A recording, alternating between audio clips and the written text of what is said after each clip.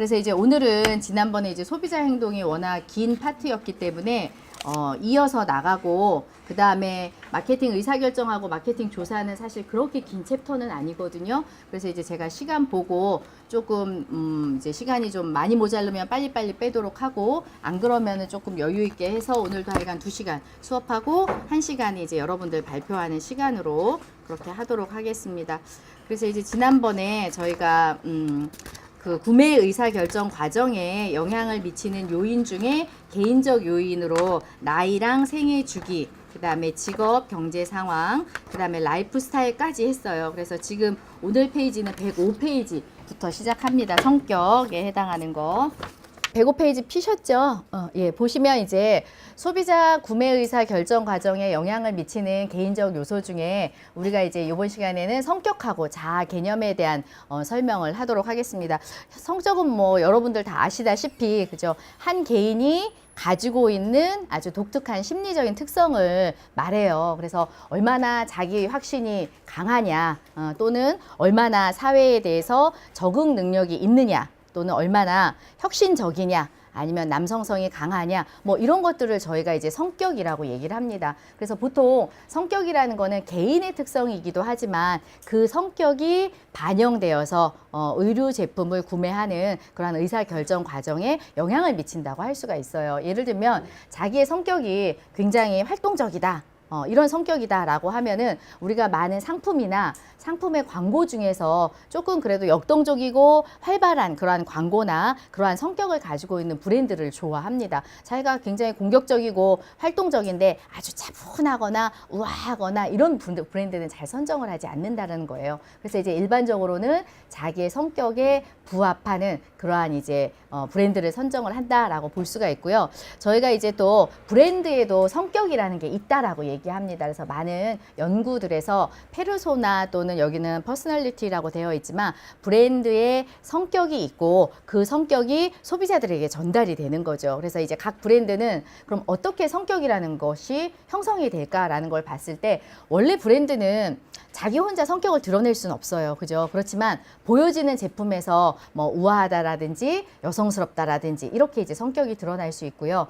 아니면 이제 광고에서 그 성격을 형성을 하기도 합니다. 그래서 광고를 역동적으로 하느냐, 뭐 힘찬 광고를 하느냐, 아니면 스토리텔링으로 정적인 광고를 하느냐에 따라서 그 브랜드의 성격이 규정이 돼요. 그래서 우리가 보통 뭐 어느 은행 그러면 뭐 40대의 뭐 신입사원의 느낌, 또 어느 회사 그러면 여성적인 느낌이 많이 되어 있는데 직장 여성, 이런 느낌을 갖습니다. 그런 느낌은 하루아침에 생기는 건 아니거든요. 그래서 이제 많은 경우에 이런 여러 가지 마케팅 활동과 제품에서 나오는 성격이 이제 그 형성이 되는 거라고 볼 수가 있어요. 그래서 이제 아커라는 학자는 브랜드 개성이라는 그러한 이제 키워드로 그 브랜드에 대한 개성을 부여하고 그 개성을 소비자들이 산다라고 이야기를 합니다. 그러니까 소비자의 성격과 브랜드 개성이 이제 일치하는 그런 구매 행동을 할 수도 있다라는 거죠. 그래서 우리가 뭐 리바이스다라고 하면은 처음에는 뭐 소박하다라고 시작을 했죠. 그죠? 그런데 이제 강하다라고 시작을 하다가 점점 이제 광고나 이런 것들을 하면서 뭐 반항적이라든지 아니면 세련되라든지 이러한 이제 성격들이 부여가 되는 것을 볼 수가 있고요. 만약에 랄프 로렌이다 그러면 약간 전원적이긴 한데 좀 세련된 느낌이 있다, 라고 그렇게 이제 성격이 부여되는 것을 볼 수가 있고요. 우리가 이제 속옷 브랜드로 이제 유명한 빅토리아 시크릿 같은 경우는 뭐 낭만적이다, 매력적이다, 그죠? 관능적이다, 이러한 성격이 이제 형성되어 있다라는 겁니다. 그래서 내가 빅토리아 시크릿을 사서 입는다라고 하는 거는 일부분 나의 성격과 부합되는 부분이 있고, 그렇게 부합이 될 때 우리는 이제 빈번하게 그 브랜드를 살 수 있다라는 것을 볼 수가 있겠죠. 그래서 이제 성격하고 브랜드 퍼스널리티, 브랜드 개성하고 일치하냐 안 하냐에 따라 구매 의사결정이 달라진다라는 거고요.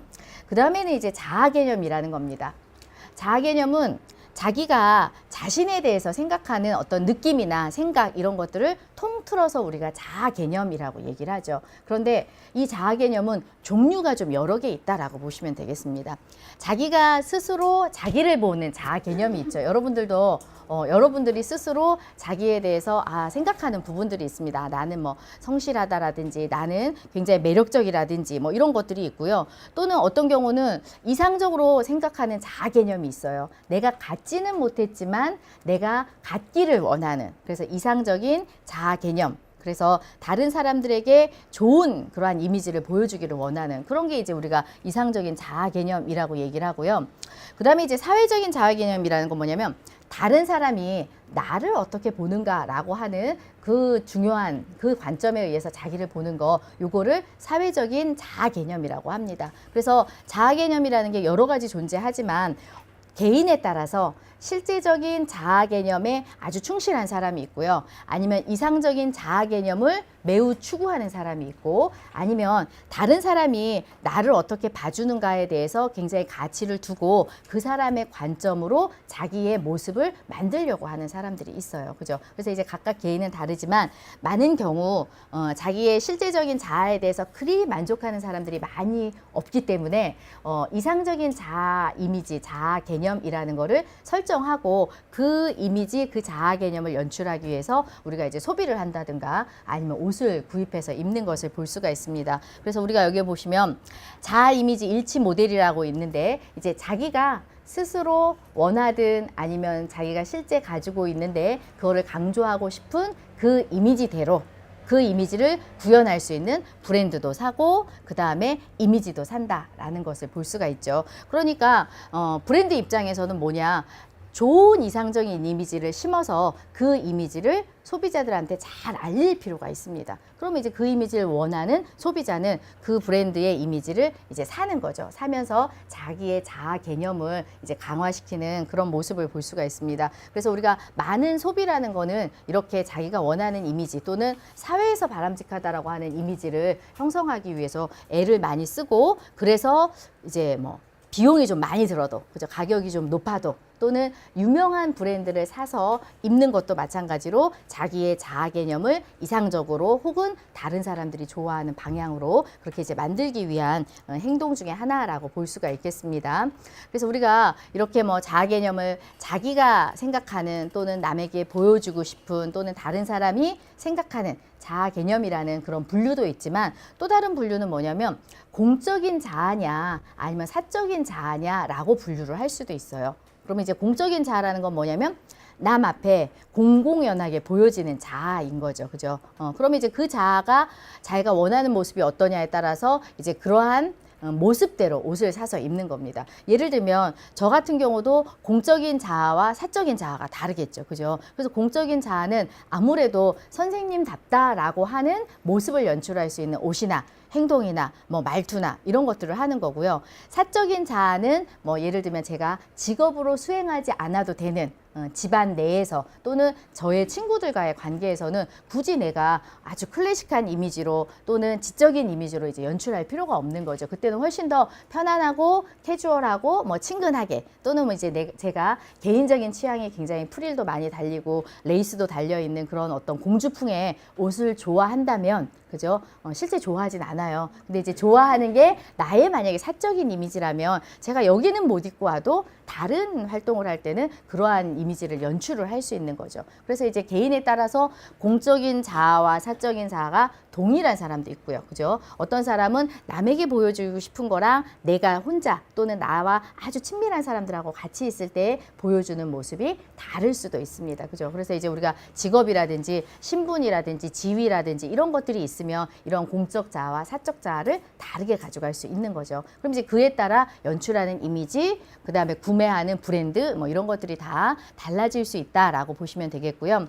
그 다음에 또 뭐냐면 한 사람이 꼭 하나의 자아 또는 정체성만을 갖느냐 하면은 그거는 아니라는 겁니다. 그래서 우리가 다중자아라고 해서 배우들이 연기를 하듯이 배우들이 연기 많이 하잖아요. 어떨 때는 아주 로맨틱한 그러한 이제 남자친구의 역할도 하지만 어떨 때는 굉장히 강인하고 또는 이제 뭐 매우 뭐랄까 예리하고 뭐 이런 식의 다양한 캐릭터들을 부여받고 그 캐릭터들을 이제 완성해 나가는 것을 볼 수가 있어요. 그래서 이제 다중자아라고 하는 거를 그 사람들은 연기를 통해서 나타냅니다. 그죠? 그렇지만 사실 우리도 어때요? 우리도 다중자아라는 거를 연기를 하죠. 여러분들은 어떨 때는 학생으로, 그죠? 또 후배들 1년 후배인데 매우 선배인 양 이렇게 우리가 행동도 하고 말도 하잖아요. 사실 차이 많이 안 남에도 불구하고 1년 뭐 대학생활 더 했다라는 것 때문에 매우 후배들한테 여러 가지 조언도 많이 하고 그럽니다. 그죠? 그럼 이제 그때는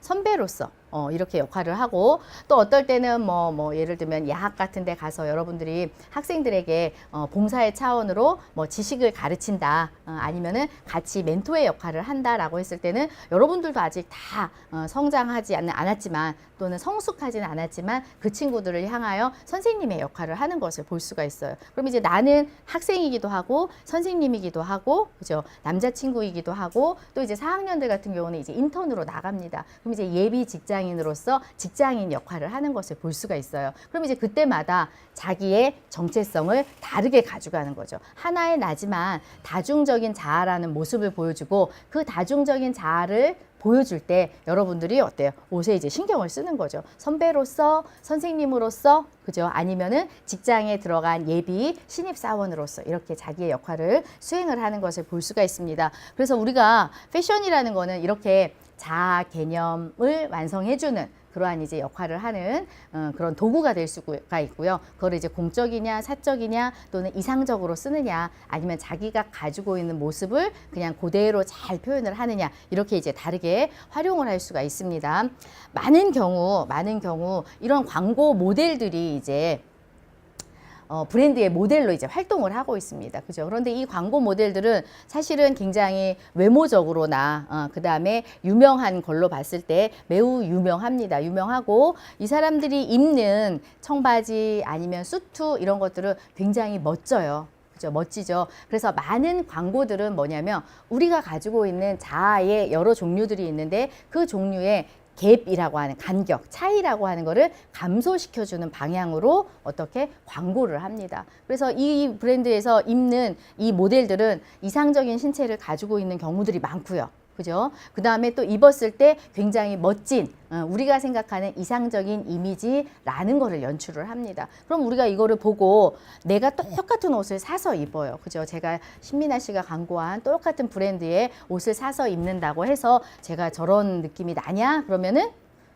안 나겠죠. 여러분들은 훨씬 더 나아요. 젊으니까. 그렇지만 이제 저는 그렇게 나지는 않습니다. 그렇지만 어때요? 제가 저거를 살 때는 나의 자아의 개념 또는 자아 이미지가 좀 상승할 것을 기대하면서 그죠? 또는 내가 실제 가지고 있는 이미지와 그 다음에 이제 내가 이상적으로 바라는 이미지에 어떤 차이가 있다면 그 간격을 줄이기 위한 방법으로 저희가 이제 옷을 사서 입는 것을 볼 수가 있어요. 그래서 이제 브랜드에서는 어떤 광고 모델을 우리가 이제 모델로 설정을 하면 우리의 고객들이 좋아하고 이상적인 이미지를 실현하면서 이 브랜드를 살 수 있을까라는 걸 고민하고 모델을 이제 설정하는 것을 볼 수가 있습니다. 그래서 이제 많은 패션 브랜드의 광고들은 이렇게 자아를 긍정적으로 좋은 이미지를 형성할 수 있는 방향으로 그죠? 실제적인 자아와 자기가 이상적으로 생각하는 자아의 그 간격을 줄여줄 수 있는 방향으로 어떻게 브랜드도 소개하고 제품도 소개하고 그거를 광고 모델이라는 사람들을 통해서 이제 소개하는 것을 볼 수가 있어요. 그래서 이제 자아 존중하는 그러한 광고의 사례들이 많이 있다라고 보시면 되겠고요. 그 다음에 이제 또 동기라는 것이 있는데 이 동기는 이제 심리적인 요인입니다. 많은 소비자들이 심리적인 요인에 의해서 구매 의사 결정 과정을 하게 돼요. 그죠? 근데 이제 그 중에 하나가 뭐냐면 동기인데 이 동기는 욕구가 있습니다. 사람들은 다.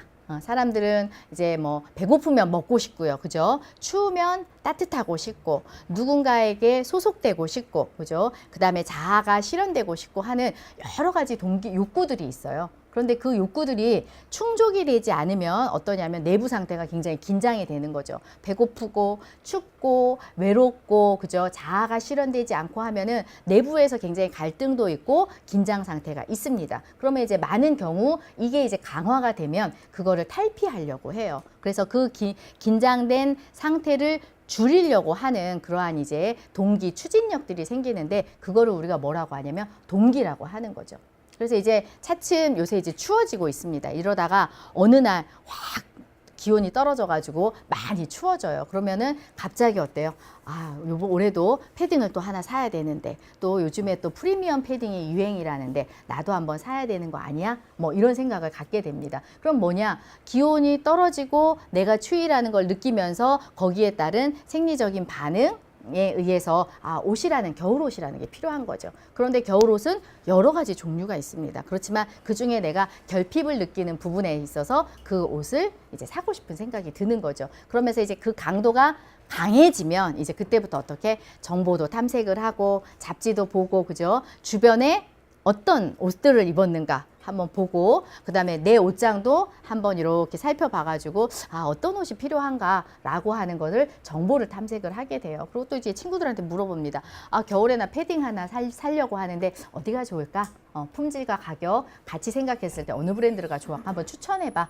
라고 그렇게 정보 탐색을 하고 그다음에 백화점 또 가면은 한번 들러보기도 하고 이런 식으로 해서 이제 구매 의사 결정 과정의 그 과정 각 단계를 거치게 되는 것을 볼 수가 있습니다. 그래서 우리가 여러 가지 욕구들이 있어요. 그리고 욕구들이 채워지기 위해서 그 강한 동의들이 생기면 이제 옆에 써 있는 것처럼 이런 옷들을 찾게 됩니다. 그죠? 그래서 뭐 안전을 위해서 운동할 때 운동복이 있어야 된다든지 아니면 아이들 유아복들 옷 입을 때 뭐 난연 불에 쉽게 타지 않는 그런 가공을 한다든지 그런 옷이 있다면 이제 그런 것들을 이제 선택을 하게 되는 거죠. 그다음에 이제 또 뭐 자아 실현 욕구가 있다. 그러면은 자아 실현 내가 무엇인가 자기가 성취하고 자아가 실현된 욕구가 있는데 그 욕구가 강해지면 그죠? 동기로서 발현이 되고 동기가 생기면 그때부터 어때요? 나를 표현할 수 있는 브랜드가 뭘까? 나의 정체성을 잘 드러낼 수 있는 어떤 브랜드는 뭘까? 해서 그 브랜드를 탐색하고 그 브랜드를 이제 사게 되는 것을 볼 수가 있습니다. 그래서 우리가 욕구를 충족시키기 위해서 또는 욕구가 있을 때 그거를 강력하게 그 행동을 하게끔 만드는 게 뭐냐면 동기라고 볼 수가 있겠죠. 그래서 이 보고서는 대홍기계에서 나온 보고서인데 이제 외국인들이 여행을 합니다. 여행을 하는데 각각 다 다른 동기에 의해서 여행을 하기 시작을 해요. 그죠? 여행을 하는데 그 중에 하나가 뭐냐면 자기 성취라고 하는 부분에서 사회적 지위가 높기를 원하는 동기에 의해서 여행을 하는 사람이 있다라는 겁니다. 그런데 이 사람들은 어떤 여행을 주로 하냐면 명품 쇼핑을 많이 하는 거죠. 그래서 한국에 왔는데 한국에 오는 동기는 여러 가지 있다라는 겁니다. 그런데 그 중에 하나가 뭐냐면 명품을 쇼핑하겠다. 그러면 이 사람들의 동기는 뭐냐면 좀 다른 사람과 다르다. 그죠? 또는 자기가 어떤 새로움이라는 걸 추구하고자 하는 욕구가 굉장히 강할 때 이런 동기들이 발현이 됩니다. 그럼 이분들이 와가지고 이제 사는 그 브랜드들을 쭉 나열을 한 거예요. 그래서 이 원이 그러한 브랜드의 어떤 동기의 그런 강력함 정도라고 볼 수가 있는 거죠. 그래서 나는 명품 쇼핑을 하기 위해서 그 명품 쇼핑은 사회적인 지위를 높이기 위해서 하는데 그렇다면 어떤 브랜드들이 좋을까라고 봤을 때 뭐 첫 번째가 루이비통, 샤넬, 뭐 프라다, 티파니 앤코 이런 식으로 이제 구매를 하는 것을 볼 수가 있어요. 그래서 이제 우리가 여행을 하지만 그 여행도 여러 가지 동기에 의해서 하게 되고 그게 어떤 동기냐에 따라서 패션 브랜드나 제품 이런 것들을 아주 적극적으로 소비하는 그러한 사례를 볼 수가 있겠습니다. 그 다음에 이제 심리적 요인 중에 두 번째는 뭐냐면 지각이라는 거예요. 지각인데 지각은 수많은 정보들이 저희에게 들어옵니다. 그죠? 내가 원하든 원치 않든 많은 정보들이 있는데 그러면 그 정보들을 내가 다 받아들이지는 못해요. 그래서 일부분 선택하고 일부분 자기가 가지고 있는 지식 체계에 조직화하는 과정을 거치고 또 자기가 가지고 있는 여러 배경에 의해서 그 정보들을 해석을 합니다. 그 과정을 우리가 뭐라고 하냐면 지각이라고 이야기를 해요. 그죠? 지각이라고 얘기하는데 우리가 보통 첫인상이 중요하다라는 이야기를 하죠. 그죠? 처음 만났을 때 그 몇 초 안에 보여지는 그 사람에 대한 그런 외모나 패션이나 이런 것들로 인해서 그 사람에 대한 많은 것들을 추측을 하게 됩니다. 그게 뭐냐면 우리가 지각을 하는 거죠. 그래서 옷 입은 거를 보고 이 사람이 남자다, 여자다, 그죠? 연령대는 어떨 것 같다, 직업은 뭐 전문직일 것 같다, 아니면 프리랜서 같다. 또는 뭐 예를 들면은 경제적인 그러한 상황이 좋을 것 같다, 나쁠 것 같다, 이런 것들을 다 짐작을 합니다. 그거는 뭐냐면 여러 가지 투입된 정보를 가지고 그 사람에 대해서 보고 그걸 이제 해석하는 과정이라고 볼 수가 있겠죠. 그래서 우리가 옷이라는 것도 여러 가지 정보들을 주고 있어요. 예를 들면 옷의 스타일이 있죠. 뭐 딱 맞냐, A라인이냐, 뭐 이런 여러 가지 것도 있고, 그 다음에 이제 소재도 있습니다. 소재도 부드러우냐, 뭐 가죽이냐, 뭐 이런 것도 있고요. 그죠? 그 다음에 이제 색상도 있어요. 빨간색이냐, 파란색이냐, 아니면 뭐 흰색이냐, 검정색이냐, 이런 여러 가지 색깔들이 있습니다. 그러면 색상이나 이런 것들은 다 감각기관을 통해서 들어오는 거고요. 그죠? 그래서 그 사람이 어떤 색을 입었느냐에 보고 그 사람에 대한 지각을 하게 됩니다. 그래서 예를 들면 빨간색 지금 스웨터 많이 입고 있는데 아무래도 이제 어때요? 빨간색 입으면 밝다, 정열적이다, 뭐 이렇게 우리가 이제 그 사람에 대해서 해석을 하는 거죠. 해석을 하고, 예를 들면은 무채색으로 입었다 그러면 아주 굉장히 뭐 지적이다, 또는 뭐 별로 이제 자기의 뭐 자기를 드러내지 않으려고 한다라든지 뭐 이런 여러 가지 추측들을 할 수 있게 되겠습니다. 물론 이제 그거는 개인이 어떤 배경하에 있느냐에 따라서 해석하는 거는 조금씩 달라요. 다르지만 어찌됐든 우리는 색상이든 재질이든 이런 것들을 보고 그 사람에 대해서 이제 지각을 하고 내 가지고 있는 틀로 인해서 그 사람에 대한 해석을 하는 것을 볼 수가 있습니다.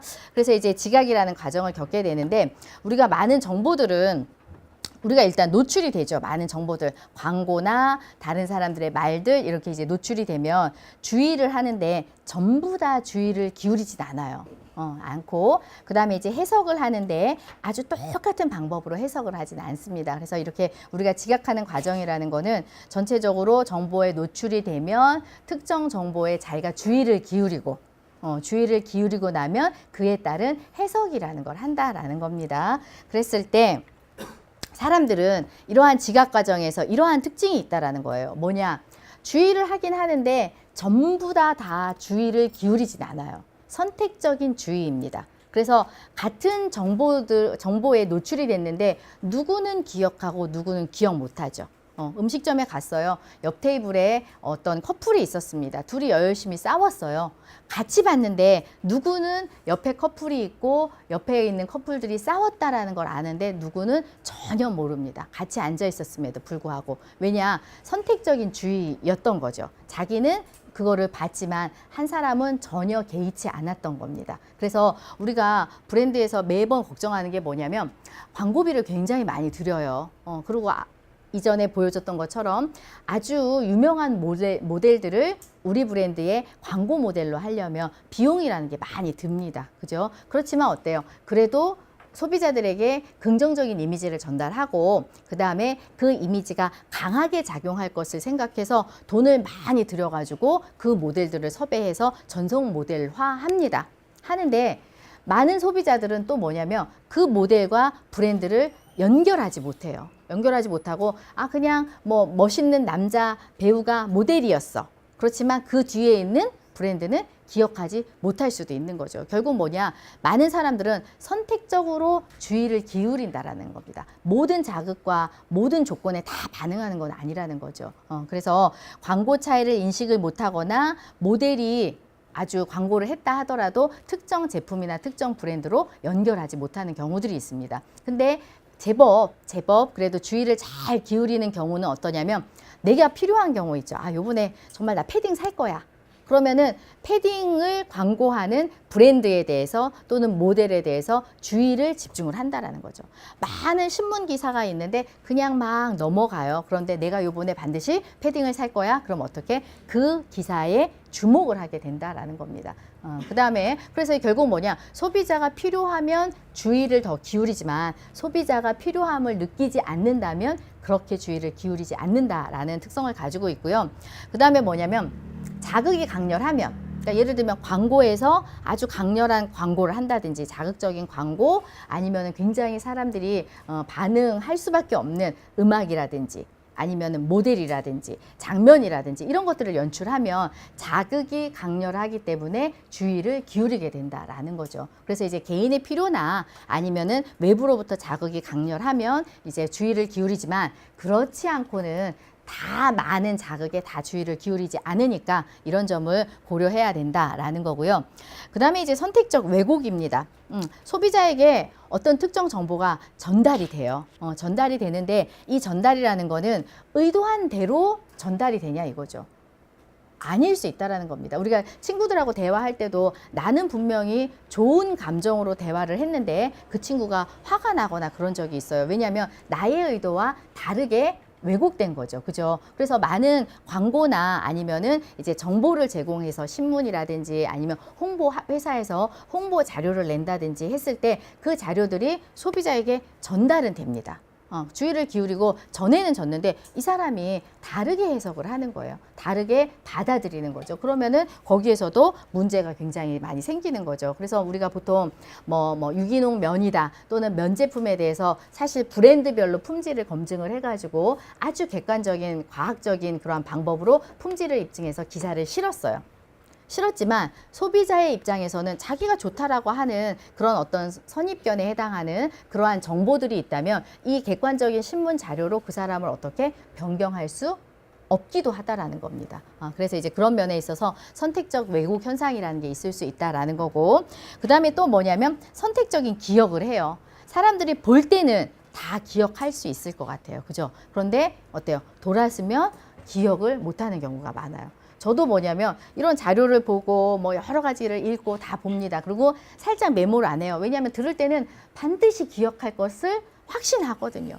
근데 돌았으면 이게 잊어버리는 거예요. 그죠? 그러니까 그 마찬가지로 강렬하고 그 다음에 이제 제대로 전달했다라고 하면 소비자들이 우리 브랜드를, 우리 제품이 변화된 부분을 기억하겠구나 라고 했는데 그렇지 않다라는 겁니다. 그래서 우리가 이 지각이라는 것도 어떻게 잘 이해할 필요가 있다라는 거죠. 그래서 정보를 노출시키고 그 다음에 사람들에게 주의를 끌고, 그죠? 그 다음에 자기가 의도한 대로 잘 의도 전달이 돼야 되고, 그 다음에 기억에 남아야지 이게 의미가 있고, 그 다음에 이제 브랜드에서 여러 가지 광고든 마케팅 전략을 수립해서 한 것이 의미가 있지, 만약에 이런 특성을 간과하고 주의를 기울이지 않는다면 비용은 비용대로 들고 효과는 얻지 못하는 그러한 이제 사례가 생기게 됩니다. 그래서 이제 소비자의 지각이라고 하는 거를 잘 이해하고 브랜드에서는 대응할 필요가 있다라고 보여지고요.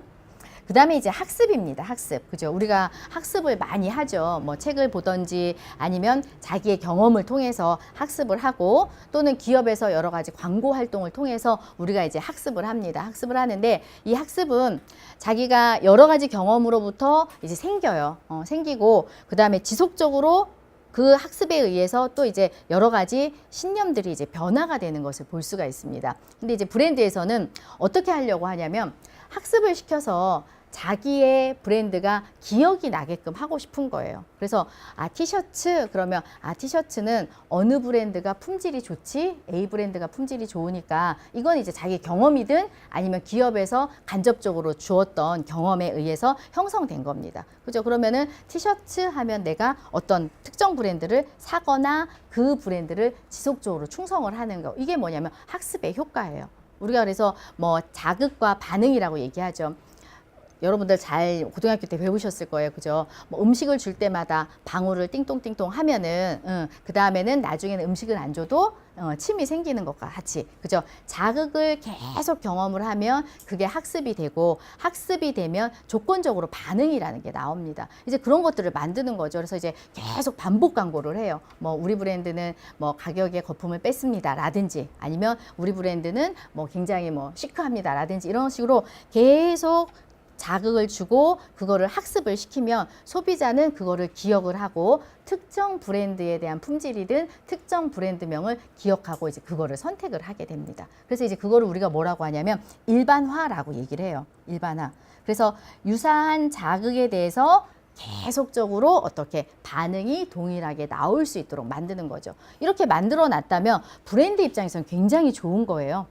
왜냐, 티셔츠 그럼 우리 브랜드를 기억하고, 우리 브랜드를 알고 있는 사람은 뭐 예를 들면 레이디스가 있다. 그러면 그 다음에 키즈가 있다. 그 다음에 아웃도어가 있다. 라고 하면은 그 브랜드의 일반화된 그런 어떤 그 학습된 그러한 이제 그 경험으로 인해서 계속적으로 그 브랜드를 사게 되는 거죠. 그래서 우리가 보통 브랜드 확장 전략이라고 하는 거는 한 브랜드를 시장 내에서 아주 긍정적인 그러한 브랜드로 만들어 놨어요. 그럼 이제 그 다음에 라인을 여러 가지 확장을 합니다. 그죠? 그래서 키즈로, 그 다음에 뭐 진으로, 그 다음에 자파, 가방 브랜드로 뭐 이렇게 확장을 하면 우리는 자동적으로 뭐냐면, 아, 그 브랜드는 굉장히 품질이 좋아. 그 브랜드는 굉장히 세련된 느낌을 연출할 수 있어. 라고 하는 그러한 이제 기억을 하고 계속 그 브랜드를 사게 되는 거죠. 그래서 보통 이제 후발주자들은 어떻게 하냐면, 그러니까 옷의 스타일을 비슷하게 하거나 아니면 상표를 조금 익숙하게 만드는 거예요. 또는 이제 포장을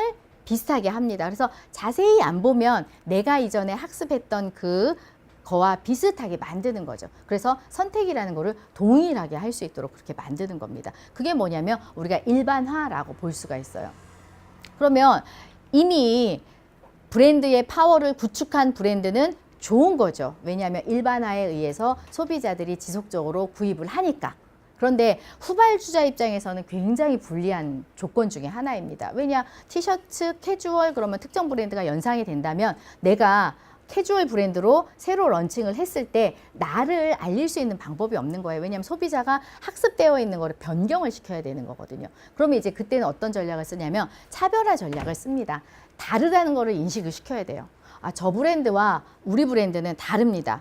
저 브랜드보다 우리 브랜드는 품질도 좋고 스타일리시합니다. 라는 걸 어떻게 자꾸 다르게 해서 우리 브랜드로 오게 만들어야 되는 거예요. 그게 뭐냐면 차별화 전략인 거죠. 그죠? 그래서 이 차별화 전략은 여러 가지 방법으로 할 수 있어요. 뭐 아이템으로도 할 수도 있고 아니면 가격으로도 할 수도 있고 여러 가지 방법을 하고 있는데 이건 이제 후발주자들이 대부분 많이 하는 그런 방법 중에 하나입니다. 성공하면 이제 뭐 2인자 또는 1인자가 될 수 있는 거고요. 성공하지 못해서 소비자에게 결국 학습시키고 그럼으로 인해서 선택이라는 거를 전환하게 못하면 별로 이제 그 브랜드의 입장에서는 장점이라는 게 없게 되는 그러한 상황이라고 볼 수가 있겠습니다.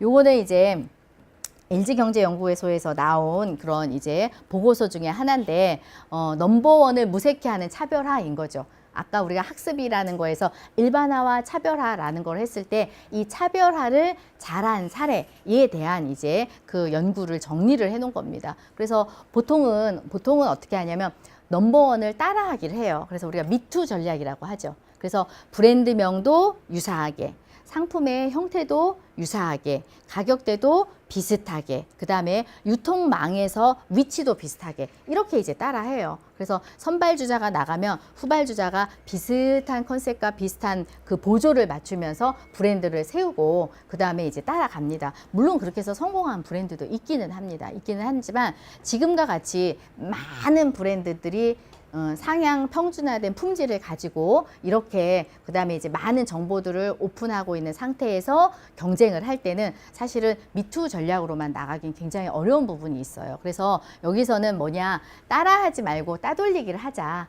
그 따돌리기라는 거는 무엇인가 차별화의 포인트를 찾아내고 그 여기서 말하는 거는 차별화 포인트를 잘 찾아낸 브랜드가 이제 성공을 해서 절대적인 넘버원은 없다라고 하는 그거를 이제 요약해 놓은 보고서라고 볼 수가 있겠습니다. 그래서 이제 여러 가지 차별화하는 방법이 많이 있는데 한 두 가지만 이제 소개를 하면은 여기는 이제 경쟁 영역을 뛰어넘는 그러한 이제 차별화를 실행을 했다는 거예요. 근데 우리가 좀 이제 이전 페이지에서 프로스펙스에 대한 사례를 이야기를 했습니다. 같은 브랜드이긴 스포츠화를 제공하는 브랜드이지만 이 브랜드에서는 뭐냐면 워킹화라는 거를 만들었어요. 워킹화를 만들었는데 강조점이 뭐냐면 한국인 어떤 발에 맞는 그러한 워킹화를 만들었다라는 겁니다. 그래서 넘버원이 지금 시장 내에서 있지만 그 브랜드는 한국이라는 거에 집중하지 않았다라는 거죠. 그래서 여기서는 뭐냐면 한국 사람들 발에 가장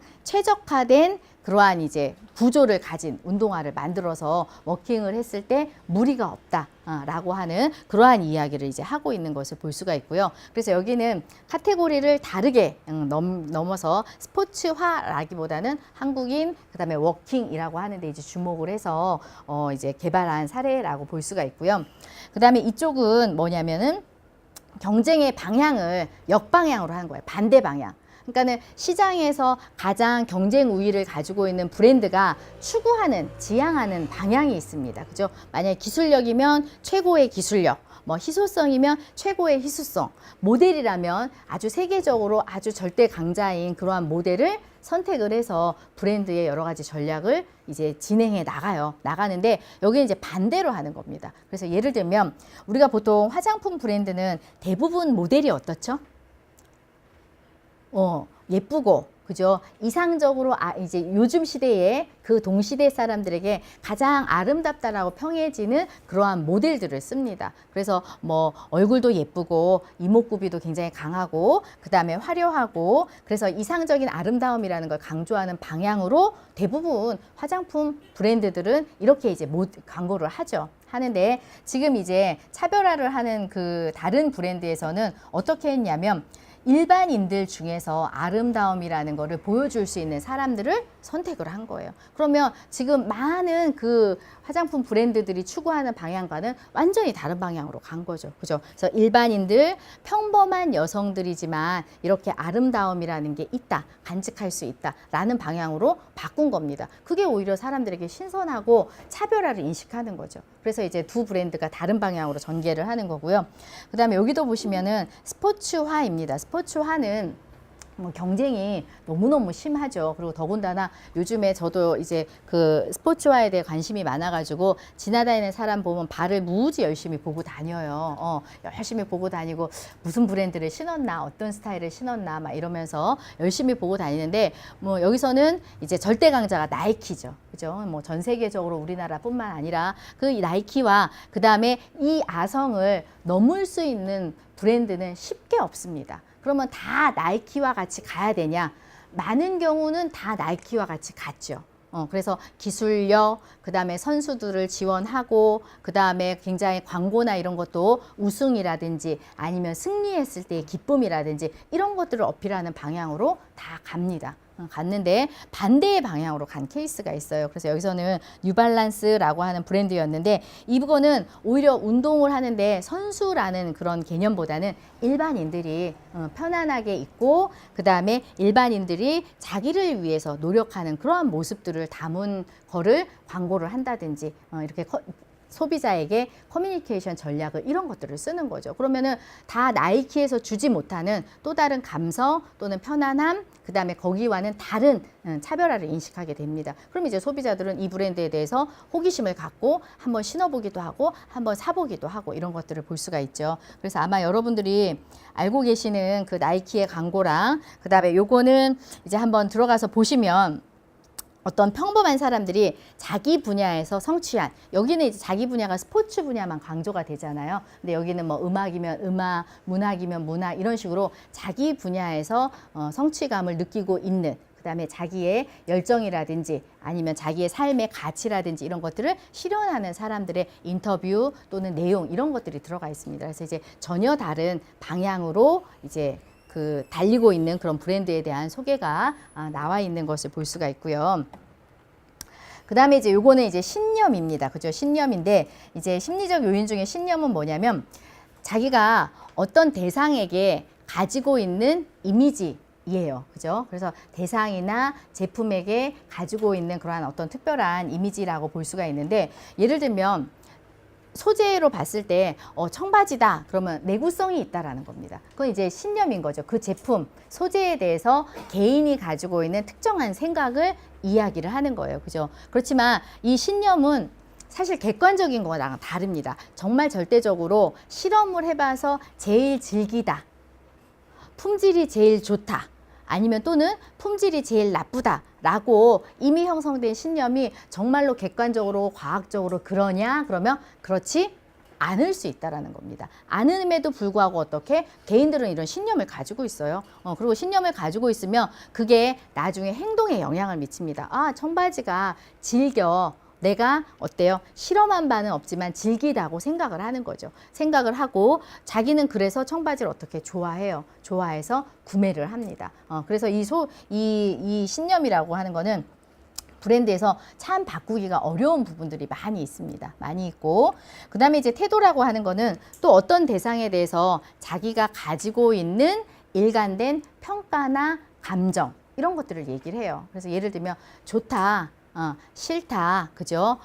매우 긍정적이다, 긍정적이지 아니다 이런 태도를 가지고 있습니다. 그래서 이 태도라는 것도 소비자들이 여러 가지의 그 방향에서 태도라는 걸 형성을 해요. 감정적으로 좋다, 나쁘다 이것도 태도가 되고요.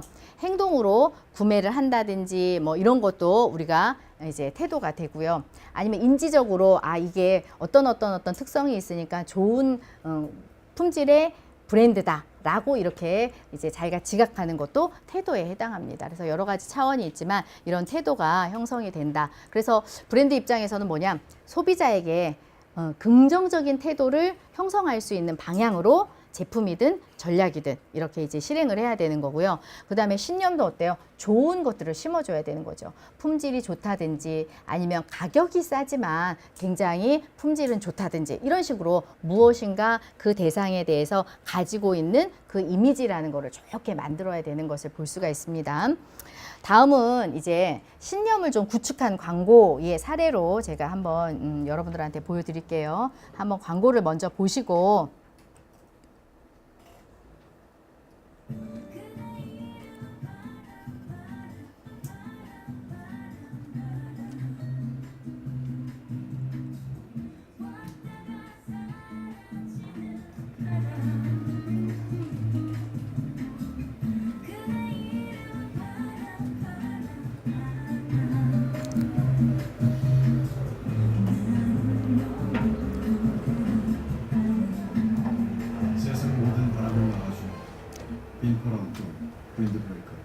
네, 왜 이거를 했는지 아시겠죠? 아니요?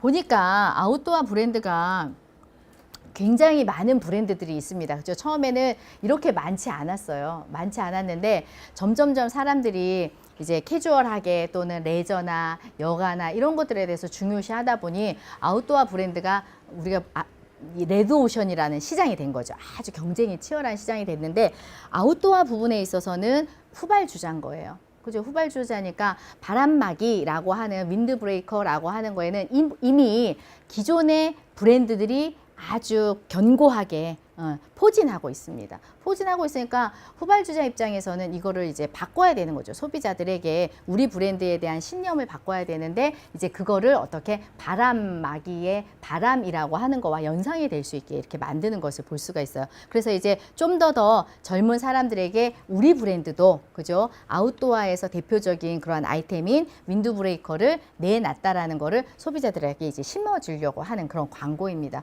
그런데 더욱더 더 강하게 그거를 이제 심어줄 수 있었던 게 뭐냐면 패러디라고 하는 형태로 다른 이제 개그맨들이 이제 만들어 놓은 거예요. 요거는 어디로 가는지 아무도 모르다. 그 바람이 우리를 어디로 데려갈지 아무도 몰랐다.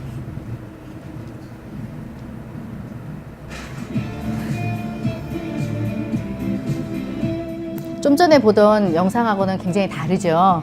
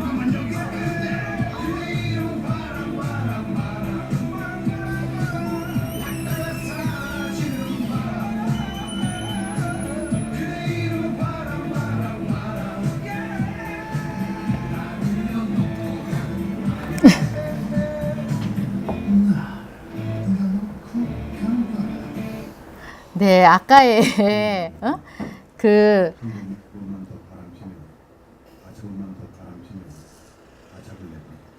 네, 아까의 그 바람과 의미가 굉장히 다르죠.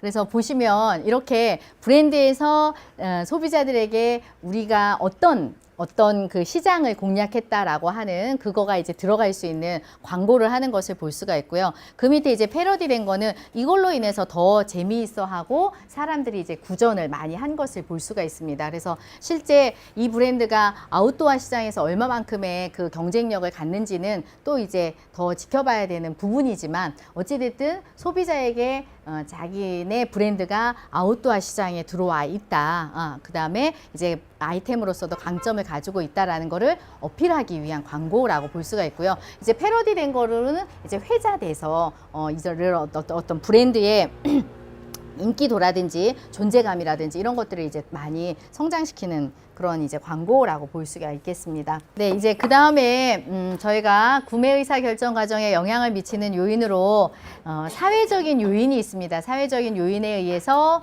이제 개인의 구매 의사 결정 과정이 이제 다르다라고 하는 거고요. 그 안에는 우리가 이제 소집단하고 가족이 있어요. 그래서 이제 소집단은 우리가 뭐 가족과 같이 친한, 그죠? 1차 집단이 있고, 그 다음에 이제 자기네 종교 단체와 같은 2차 집단이 있고, 그 다음에 이제 또 중요한 게 뭐냐면 준거 집단이라는 게 있습니다. 그죠? 그래서 이제 구매를 내가 의류 제품을 산다라고 했을 때 가족의 영향도 받고, 그죠? 종교나 아니면 이제 조합 같은 그런 어떤 단체에 의해서도 영향을 받고, 그 다음에 이제 또 하나는 준거 집단이라고 볼 수가 있어요. 그래서 이 준거 집단은 자기의 개인의 행동에 영향을 많이 미치는 그러한 이제 기준이 되는 집단이라고 볼 수가 있겠습니다. 그래서 그 집단에 대해서 생각하면서 내가 옷을 무엇을 사야 될지, 어떻게 입어야 될지 이런 것들을 이제 생각을 하게 되는 거죠. 그래서 그 중고 집단에 대한 소속감이 강하거나 그 중고 집단의 구성원으로부터 내가 인정받고 싶거나 이런 어떤 강도가 강할수록 그 사람들이 요구하는 또는 그 사람들이 입는 동일한 그러한 의복의 코드를 이제 우리가 의복의 코드에 해당하는 옷을 사서 입거나 이제 착장을 하게 되는 것을 볼 수가 있습니다. 그래서 이제 준거 집단이라는 게 중요하다라는 거고요. 그 다음에 이제 선망 집단인데 이 선망 집단은 내가 소속하기는 좀 어렵지만 내가 원하는 희구하는 집단이 있다라는 겁니다. 예를 들면 누구 특정 연예인이라든지 아니면은 뭐 방송인인데 굉장히 내가 좋아하는 그러한 선망하는 사람이 있다라고 하면 그 사람에 의해서 영향을 받게 되는 거죠. 그래서 우리가 광고 모델을 유명한 모델을 쓴다든지 아니면 전문가 중에서 사회적으로 존경받는 사람들을 광고 모델로 세운다라고 하는 거는 많은 사람들이 어떠냐면 희망하는 자기가 좋아하는 그 집단의 사람들을 이제 대표로 모델로 사용해서 그 사람들로 인해서 우리가 좀 더 쉽게 그 브랜드를 선택하거나 그 제품을 선택하도록 만드는 그런 모습을 볼 수가 있겠습니다. 그 다음에 이제 가족 같은 경우는 이제 아주 접촉하는 빈도도 많고요. 그 다음에 구매를 하는 것과 관련해서 굉장히 직접적인 영향을 주는 그러한 대상들이 누구냐면 가족인 거죠. 그죠? 가족이어서 서로 간에 어느 정도의 영향력을 주느냐는 어떤 제품을 구매하느냐에 따라 좀 다릅니다. 그죠? 예를 들면 패션 제품은 여러분들 같이 대학생의 딸이 있다 그러면은 엄마들의 이제 엄마들이 딸의 영향을 많이 받는 거고 어렸을 때는 반대였을 거예요. 이제 엄마의 영향력이 크고 여러분들이 엄마가 사다 주는 옷만을 입었는데 이제 여러분들이 성장하고 나면 여러분들의 의사 결정이 엄마의 착장 스타일에도 영향을 미치는 것을 볼 수가 있고요. 아무래도 이제 자동차다 이런 경우에는 이제 아빠의 권한이 세거나 아니면은 이제 가족 전원의 합의라고 하는 절차를 거치게 되겠죠. 그래서 우리가 어떤 옷을 사느냐, 어떤 제품을 사느냐에 따라서는 가족이 전체적으로 합의해서 결정하는 경우도 있고, 그렇지 않고는 뭐 개인 어떤 특정한 영향력이 큰 엄마 또는 아빠 또는 가족 구성원들 중에 아이라고 하는 그런 각 구성원의 영향이 커서 이제 우리가 의사결정을 하는 경우도 있고, 또는 이제 협상을 합니다. 그죠? 그래서 이제 의견은 다르지만 계속 조율을 해서 아빠 나는 어떤 차가 좋고, 내 의견은 뭐 크게 말할 수는 없지만 나는 그것이 사고 싶고 뭐 이런 식으로 해서 계속 이제 협상하고 조절을 하는 거죠. 그로 인해서 옷이라는 걸 이제 사는 것을 볼 수가 있습니다. 패션에 있어서는 절대적으로 여성의 구매력이라는 게 굉장히 컸어요. 그래서 이제 자기 개인의 옷도 본인이 많이 사고, 그죠? 남성의 옷도 많이 사고, 그 다음에 아이가 성장하기 전까지는 아이 옷도 많이 사는 거죠. 그래서 이제 대표적인 구매 의사 결정을 많이 아내들이 하는 것을 볼 수가 있습니다. 그래서 보통 남성복 브랜드인데요. 고객을 남성을 부르지 않고요. 아내들을 부르는 경우도 있어요. 예를 들면은 회사에서 우리 회사에 대한 어떤 제품에 대한 반응 또는 브랜드에 대한 반응을 보고 싶은데 실제 구매를 해가는 사람은 누구냐면 여자인 경우가 많죠. 그래서 이때는 구매하는 사람과 착용하는 사람이 다른 거예요. 착용은 남편이 하되 구매 의사결정은 여자가 하는 경우들이 많이 있습니다. 좀 더 연령이 어려지면서부터는 남자가 직접 가서 구매하는 경우도 많이 있지만, 그렇지 않은 경우는 이제 여자가 대리 구매를 하는 거죠. 그럼 이제 브랜드에서는 고객을 부를 때 착용자와 그죠? 구매자의 의견을 같이 들어야 되는 경우가 있습니다. 그래서 이제 같이 불러서 인터뷰를 한다던가 이렇게 하고요. 그 다음에 이제 우리가 보통 아동의 경우는 그 소비와 관련된 사회화라는 게 이루어지는데, 아동은 처음부터 자기가 의사결정을 해서 옷을 산다든지 자동차를 산다든지 이렇게 할 수가 없겠죠. 그래서 어디에 영향을 받냐면 부모, 특별히 구매를 많이 담당하고 있는 대상으로부터 이제 여러 가지 그 학습되어진 행동을 가지고 있어요. 그래서 이제 부모가 의사결정하는 과정, 부모가 어느 브랜드에 호의적이고 어느 브랜드에 대해서 비호의적이고, 아니면은 반복적인 구매하는 브랜드가 있다든지 이런 데에 의해서 영향을 받습니다. 그래서 이거를 우리가 뭐라고 하냐면 아동의 소비자 사회화라고 얘기를 하고요. 그래서 이제 이 아이가 커서 소비자로서의 어떤 행동을 할 때 필요한 여러 가지 것들을 이제 습득하는 게 가정에서 많이 일어난다라고 보시면 되겠습니다.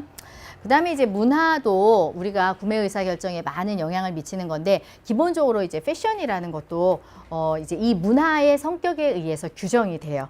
그래서 그 문화가 얼만큼 개방적이냐, 아니면 전통의식이 강하냐, 이런 거에 따라서 옷에 대해서 규정이 이제 심한 것을 볼 수가 있습니다. 그래서 이제 문화가 가장 많이 작용을 하는 경우가 언제냐면 전통복식이 되는 거죠. 옛날부터 쭉 그 구성원들이 입어왔던, 그죠? 같은 생활 양식을 가지고 있는 구성원들이 입어왔던 그 옷이 뭐냐면 이제 문화가 표현돼서 나온 옷이 전통복식이라고 볼 수가 있고요.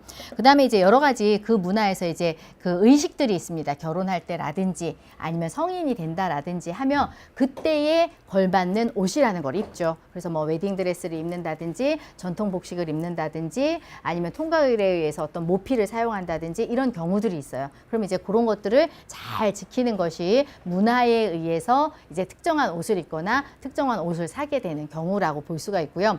또 이제 요즘과 같이 뭐 다이어트라든지 힐링이라든지 이렇게 이런 데에다 이제 관심을 가지고 있는 것도 우리가 이제 문화의 성격이라고 볼 수가 있겠습니다.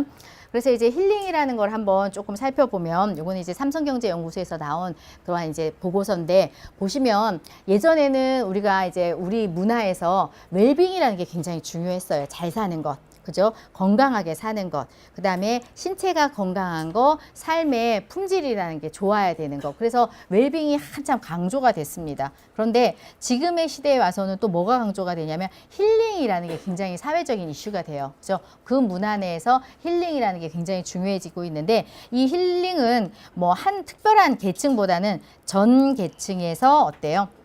신체나 어떤 삶의 질이나 이거를 넘어서 마음이나 정신이나 이런 것들이 다 치유되고, 그 다음에 굉장히 위로받기를 원하는 그러한 이제 컨셉의 문화라고 볼 수가 있겠죠. 그죠? 그래서 이로 인해서 우리 사회는 힐링 산업이라고 하는 게 많이 발달한 것을 볼 수가 있습니다. 그래서 우리가 힐링 산업이라는 게 뭐 멘탈 케어라든지 요가를 한다든지 아니면 스파를 한다든지 관광을 한다든지 이런 것들과 관련된 산업이 많이 활성화되고 있는 것을 볼 수가 있어요. 근데 이제 패션에서도 마찬가지입니다. 힐링 패션이라고 나왔지만 이제 굳이 말을 하자면 저기에다 힐링이라는 걸 붙인 거지만 우리가 지금과 같이 웰빙, 힐링 이런 문화적인 근거에 의해서 사람들이 신체도 건강해야 되고 정신도 건강해야 되고 그래서 어때요? 휴양이라는 걸 해야 되고 운동이라는 걸 해야 되고 그죠? 야외에 나가서 활동을 해야 되고 이러한 개념이 사람들에게 굉장히 지배적인 그러한 생각이고 사람들의 라이프 스타일도 이러한 거에 지배를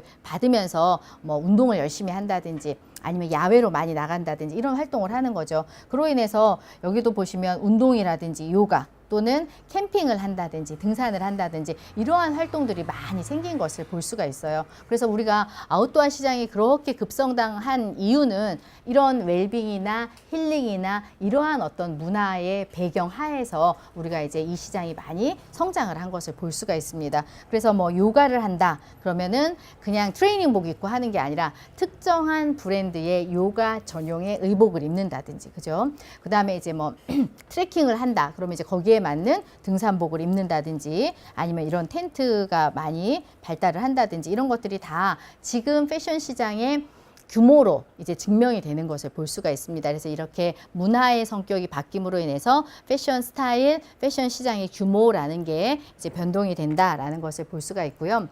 그 다음에 이제 문화를 이렇게 크게 동일한 동양 문화, 뭐 서양 문화 이런 식으로도 이제 볼 수도 있지만 이렇게 하위 문화를 좀 더 작은 그러한 이제 문화의 성격으로 규정을 지을 수가 있어요. 그래서 우리가 뭐 그거를 지역으로도 규정을 지을 수도 있고 인종으로도 규정을 지을 수도 있고 종교로도 할 수도 있고 연령으로도 할 수 있고 그에 따라서 다 옷에 대해서 또는 구매 의사 결정 과정이 달라지는 것을 볼 수가 있습니다.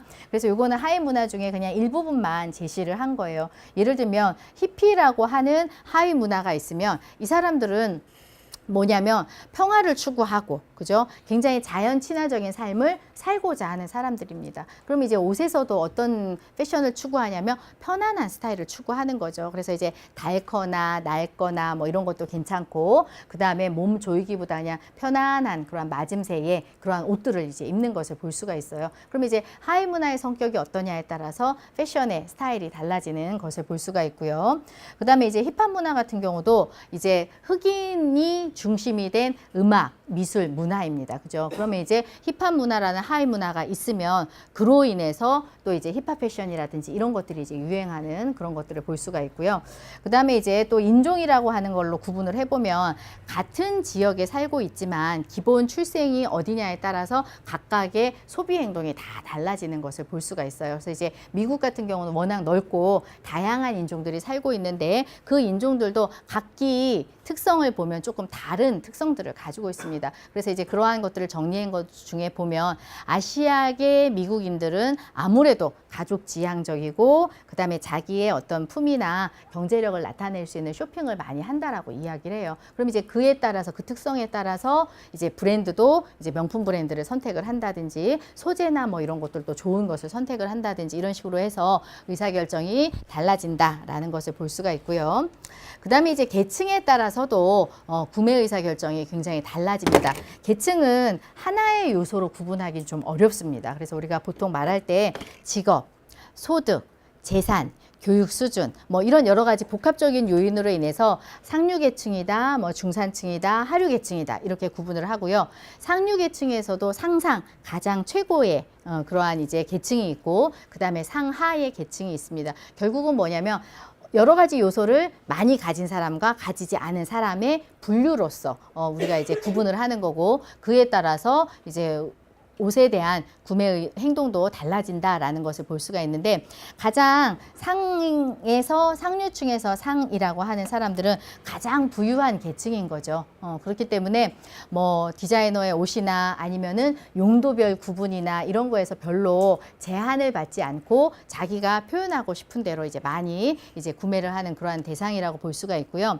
그다음에 이제 상류 계층인데, 그 중에서 상중 하라면 하로 분류되는 상하 계층이 보통 이제 패션 소비에 있어서 굉장히 그 소비 행동을 많이 하는 그러한 계층이라고 볼 수가 있습니다. 그러니까는 돈으로서는 제한을 받지 않고 표현하고 싶은 거는 자기의 부나 지위나 이런 것들을 아주 적극적으로 표현을 하고 싶은 거죠. 그래서 대대로 부자이지는 않았지만 내가 뭐 좋은 직장 또는 아주 전문직이어서 돈을 많이 벌어가지고 자기를 표현할 수 있는 그런 소비를 굉장히 많이 하는 집단을 우리가 이제 상하 계층이라고 이야기를 합니다. 그래서 이 계층들은 과시적 소비라는 걸 굉장히 많이 해요. 그러니까는 본인이 만족하기 위해서도 하지만 다른 사람들에게 내가 이만큼 돈이나 사회적인 지위를 획득했다라고 하는 것들을 보여주는 그러한 이제 소비를 많이 한다라는 겁니다. 그래서 우리가 과시적인 소비라는 거는 한마디 말로 이야기를 하지만 사실 그 안에를 들여다보면 다양한 행동들이 있어요. 예를 들면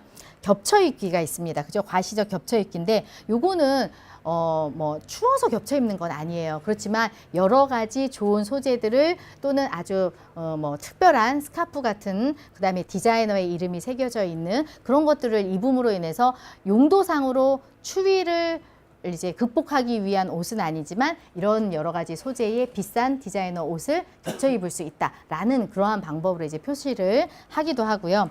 그다음에 이제 과시적 증가는 뭐냐면 한 번 입은 옷은 절대로 다시 입지 않는 거예요. 그래서 내가 많은 양의 옷을 가지고 있어서 결국은 어때요? 매번 갈아입을 수 있다라는 겁니다. 그래서 우리가 잘 알고 있는 서양의 왕비 또는 여왕이었던 사람들은 보면 옷이 무지 많았다고 얘기를 하고 있어요. 우리가 물론 아주 철저하게 검증을 못했지만 사료들을 봤을 때 옷이 많이 있었고, 원칙이 뭐냐? 절대로 똑같은 옷은 두 번 입지 않는다. 그러니까 기본 수량 자체가 많아야 되는 거죠. 그러려면 돈이나 이런 것들이 많이 들 수밖에 없습니다. 그래서 이런 것들을 또 과시적인 증가라고 하고, 그 다음에 이제 과시적인 낭비는 굳이 원단을 많이 쓸 필요 없는데 원단을 많이 쓰는 거예요. 주름을 많이 넣는다든가 해서 이제 단가 자체가 높아지고, 단가가 높아지면은 가격이 높아질 수밖에 없잖아요. 근데 이제 그런 방법으로 이제 낭비를 하는 거, 또는 이제 과시적인 여간 거죠. 왜냐? 나는 노동을 안 해도 되는 거예요. 그래서 충분히 거추장스러워도 불편하지 않은 거죠. 왜냐하면 도와줄 사람이 있고 대신 일해줄 사람이 있는 겁니다. 그래서 옛날에 여왕들은 다 움직이기도 힘들었잖아요. 목 움직이기도 힘들고, 그 다음에 치마가 너무 넓어서 사실 정문으로 이렇게 반듯하게 들어갈 수도 없고 옆으로 돌아서 들어가는 경우도 있었거든요. 결국 뭐냐? 자기가 여가를 즐길 수 있고 누군가 생활을 다 도와줄 사람이 있다라는 거죠. 일을 직접 하지 않아도 되는 그러한 형태고, 그 다음에 이제 과시적 표시라고 하는 거는 이름이 새겨져 있는, 그죠? 그래서 로고가 밖으로 보여져 있고 로고가 디자인되어 있는 그러한 이제 가방을 산다든지 옷을 산다든지 이렇게 되죠. 그래서 이제 이거는 과시성이 강한 경우에 이야기를 하고요. 아주 최상위 계층은 굳이 로고라는 거를 드러나 있는 제품을 사지 않는 경우가 오히려 자기의 그 어떤 부유함을 드러내는 방법 중에 하나입니다. 그래서 노 로고, 로고가 보이지 않는 그러한 형태로 이제 가는 계층도 있고요. 그 다음에 이제 과시적인 물질. 기본적으로 희소해서 비싼 것들이 있죠. 모피라든지 가죽이라든지 이런 어떤 물질들을 활용해서 자기의 표현을 하는 거죠. 그러니까 여가가 있다, 또는 많이 입을 수 있다, 많이 살 수 있다, 뭐 아니면은 뭐 특정한 흔하지 않은 재료를 쓸 수 있다, 뭐 이런 걸로 인해서 과시적 소비라는 걸 나타내고요. 반대의 경우를 취하기도 합니다. 그거는 뭐냐면 묘방적 표식이라고 해서 과시적 역소비인 거예요. 그러니까 여기는 뭐냐, 자기를 드러내는 방법으로 옷을 활용을 하고 구매 의사결정을 하는 겁니다. 그런데 여기는 일부러 내가 그렇게 할 필요가 없는 사람이다라는 걸 나타내는 거죠. 그래서 오히려 디자이너 브랜드, 명품 브랜드 추구하지 않고 오히려 청바지라든지 뭐 아니면은 제대로 품질에 가치가 없는 찢어진 옷이라든지 아니면은 일부러 과시적인 소비의 반대인 일반적인 뭐 테니스 신발이라든지 뭐 이런 것들을 오히려 선택을 하는 거, 이게 우리가 뭐라고 얘기하냐면 모방적 표시라고 이야기를 합니다. 그래서 이제 이거는 과시적 소비에 대한 반대 방향, 역방향의 소비라고 볼 수가 있겠습니다. 그래서 이제 계층에 따라서 이렇게 소비 구매의사 결정 과정이 달라진다라는 것을 볼 수가 있고요. 우리가 보통 명품 브랜드인 루이비통이나 아니면은 랄프 로렌 같은 경우는 이 계층을 표현할 수 있는 방법으로 광고를 많이 한 것을 볼 수가 있어요. 그래서 이제 루이비통 같은 경우도 그 사회에서 이제 상류 사회에 해당하는 사람들만 모아서 패션쇼도 하고, 그 다음에 일반인들에게 제공하기 전에 먼저 브랜드에서 제품을 그 사람들에게 보여주고, 그죠? 그 다음에 희소하다는 거를 알려주기 위해서 뭐 하나의 모델을 선택하면 몇 달을 걸리게 한다든지, 아니면은 100% 맞춤형으로 한다든지, 이런 식으로 해서 그 계층, 특정한 계층만을 공략하는 그러한 방법으로 이제 마케팅 전략을 써온 것을 볼 수가 있고요. 랄프 로렌 같은 경우도 디자인상으로는 우리가 아주 독특하다, 또는 매번 변한다라고 하는 개념이 별로 없습니다. 그죠? 그래서 여기서는 디자인상에서는 이제 변화하지 않는 아름다움이라는 게 뭐냐라는 거에 주목을 하고요. 광고는 어떻게 하냐면 끊임없이 상류 사회를 보여줍니다. 더군다나 우리가 아까 얘기했던 이제 신흥부유층이라고 말할 수 있는, 그래서 전문직을 가짐으로 인해서 소득이 생기고 그로 인해서 자기의 소비 생활을 할 수 있는 그 사람들에게 끊임없이 광고를 하는 거예요. 부유한 사람들의 저택, 가족들과 화목한 모습, 그 다음에 부유한 사람들이 할 수 있는 스포츠, 또는 부유한 사람들이 할 수 있는 여행의 종류, 뭐 이런 것들을 보여줌으로 인해서 이 브랜드가 상류 사회를 암시하고 있고 상류 계층이 살 수 있는 옷 브랜드라는 거를 이제 지속적으로 알려주는 것을 볼 수가 있습니다. 그래서 이제 여기까지가 저희가 이제 소비자의 패션과 소비자 행동, 그래서 구매 행동의 유형하고 구매 의사 결정 과정, 그 다음에 구매 의사 결정 과정에 영향을 미치는 여러 가지 요인들에서 개인적인, 심리적인, 사회적인 요인, 이런 것들을 이제 쭉 다뤘습니다. 그래서 이제 소비자와 관련된 행동이라고 볼 수가 있고요.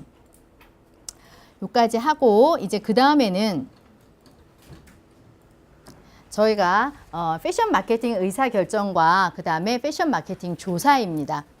그럼 이제 소비자나 패션 산업에 대한 특징이나 뭐 이런 여러 가지 것들을 했는데, 이제 이 패션 마케팅에 있어서 의사결정 과정이라는 거는 뭐냐 이거예요. 뭐고, 의사결정을 하기 위해서는 저희가 그냥 할 수는 없잖아요. 그죠? 그래서 뭔가 근거에 의해서 결정을 해야 됩니다. 그래서 조사가 필요해서 그 조사라는 게 무엇이 있겠느냐라는 건데, 이제 한번 여러분들이 생각을 해볼까요?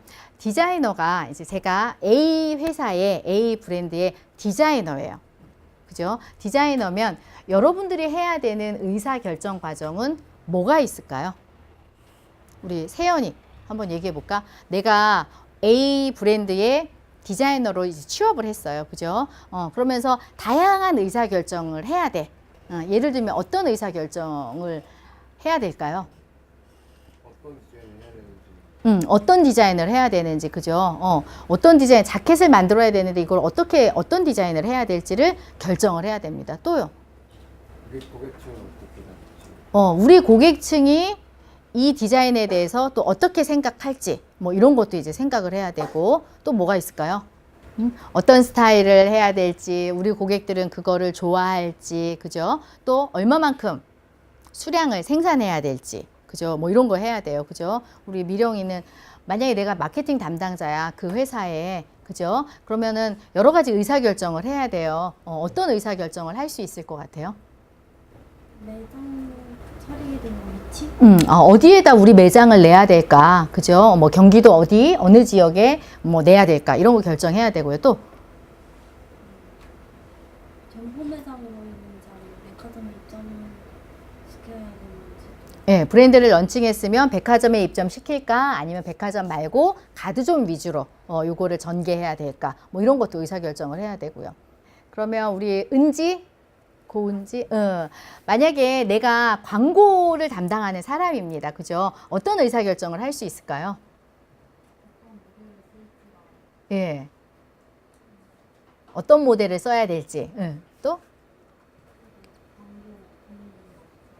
광고 분위기는 어떻게 해야 될까? 그죠? 드라마 형식으로 해야 될지, 뭐, 유머스러운 광고를 해야 될지, 이런 거를 이제 결정을 해야 되죠. 은지 같으면 그 의사결정을 어느 거를 기준으로 해서 의사결정을 하겠어요?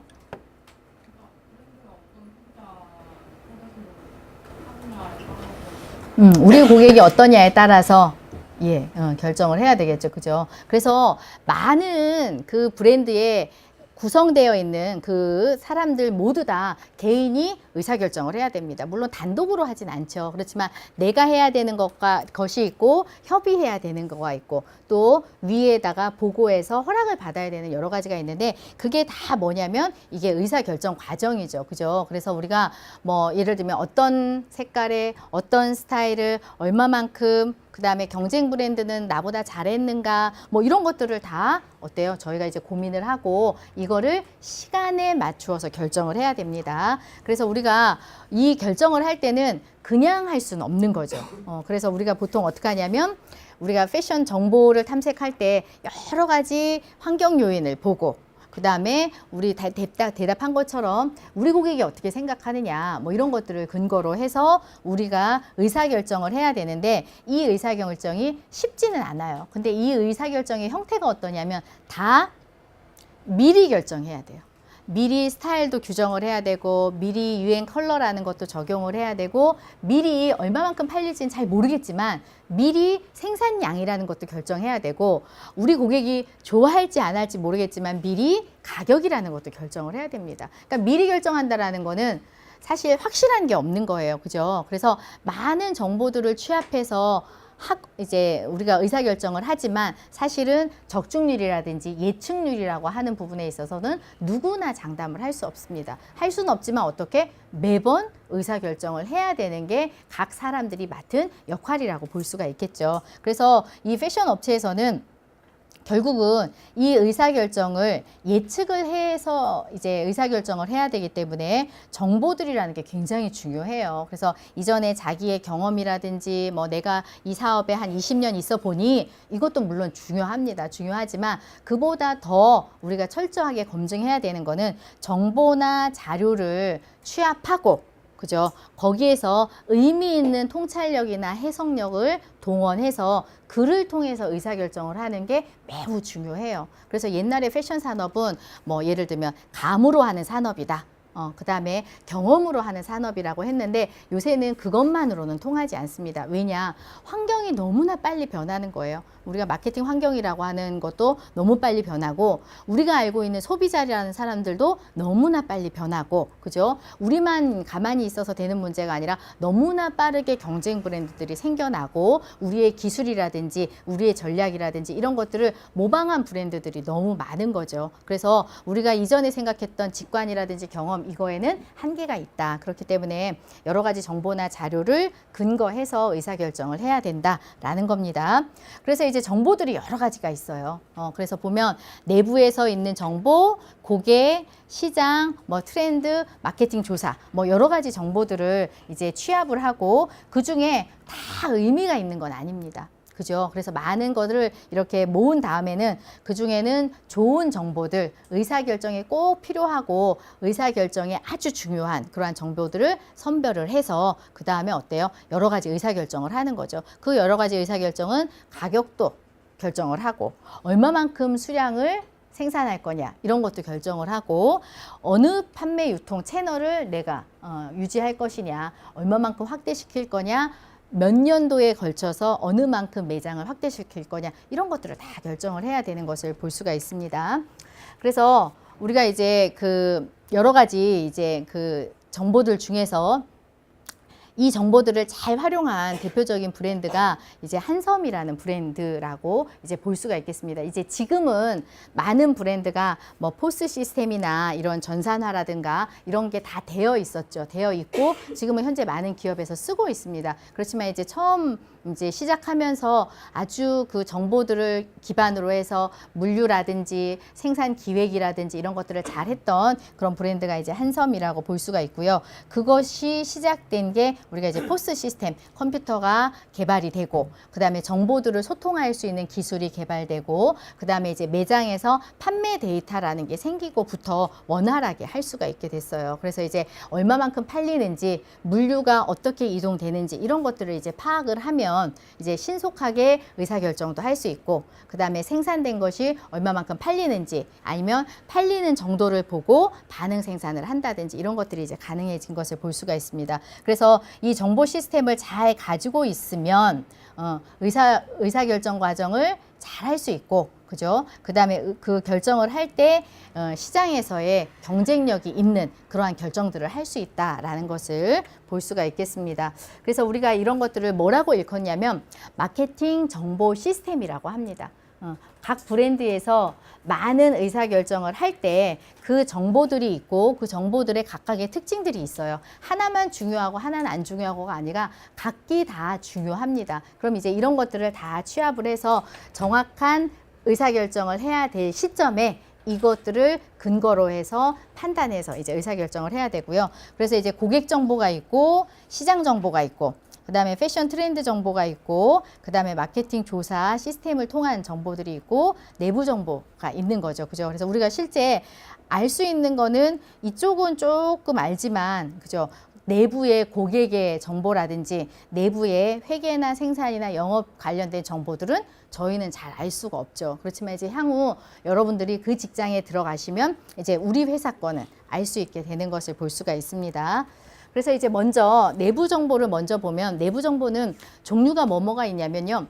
회계와 관련된 정보, 그 다음에 생산과 관련된 정보, 영업과 관련된 정보가 있습니다. 그럼 이제 의사결정을 할 때 적어도 어떻게 내가 접근 가능한 정보는 충분히 활용해서 거기에서부터 의사결정을 해야 되는 거죠. 그죠? 그래서 이제 회계 정보라고 하는 거는 각 브랜드에서 매해마다 이렇게 재무제표를 공시하게 되어 있어요. 그래서 우리 브랜드는 자산이 얼마며 부채가 얼마며 실제 영업을 해서 얼마만큼의 영업이익을 남기며 이러한 자료들이 있습니다. 그럼 이제 그런 것들을 활용을 하는 거죠. 활용을 하고 또는 이제 우리 브랜드의 전체 매출액 얼마만큼의 원가를 들여서 소비자가로는 얼마만큼을 이제 책정을 해서 판매를 해서 우리가 이익을 받느냐 이런 자료들이 있어요. 그럼 이제 그런 자료들을 여러분들이 어떻게 굉장히 열심히 들여다보고 이를 통해서 우리가 제대로 하고 있는지 아니면 지역별로는 뭐가 문제가 없는지 뭐 이런 것들을 한번 판단해 보셔야 됩니다.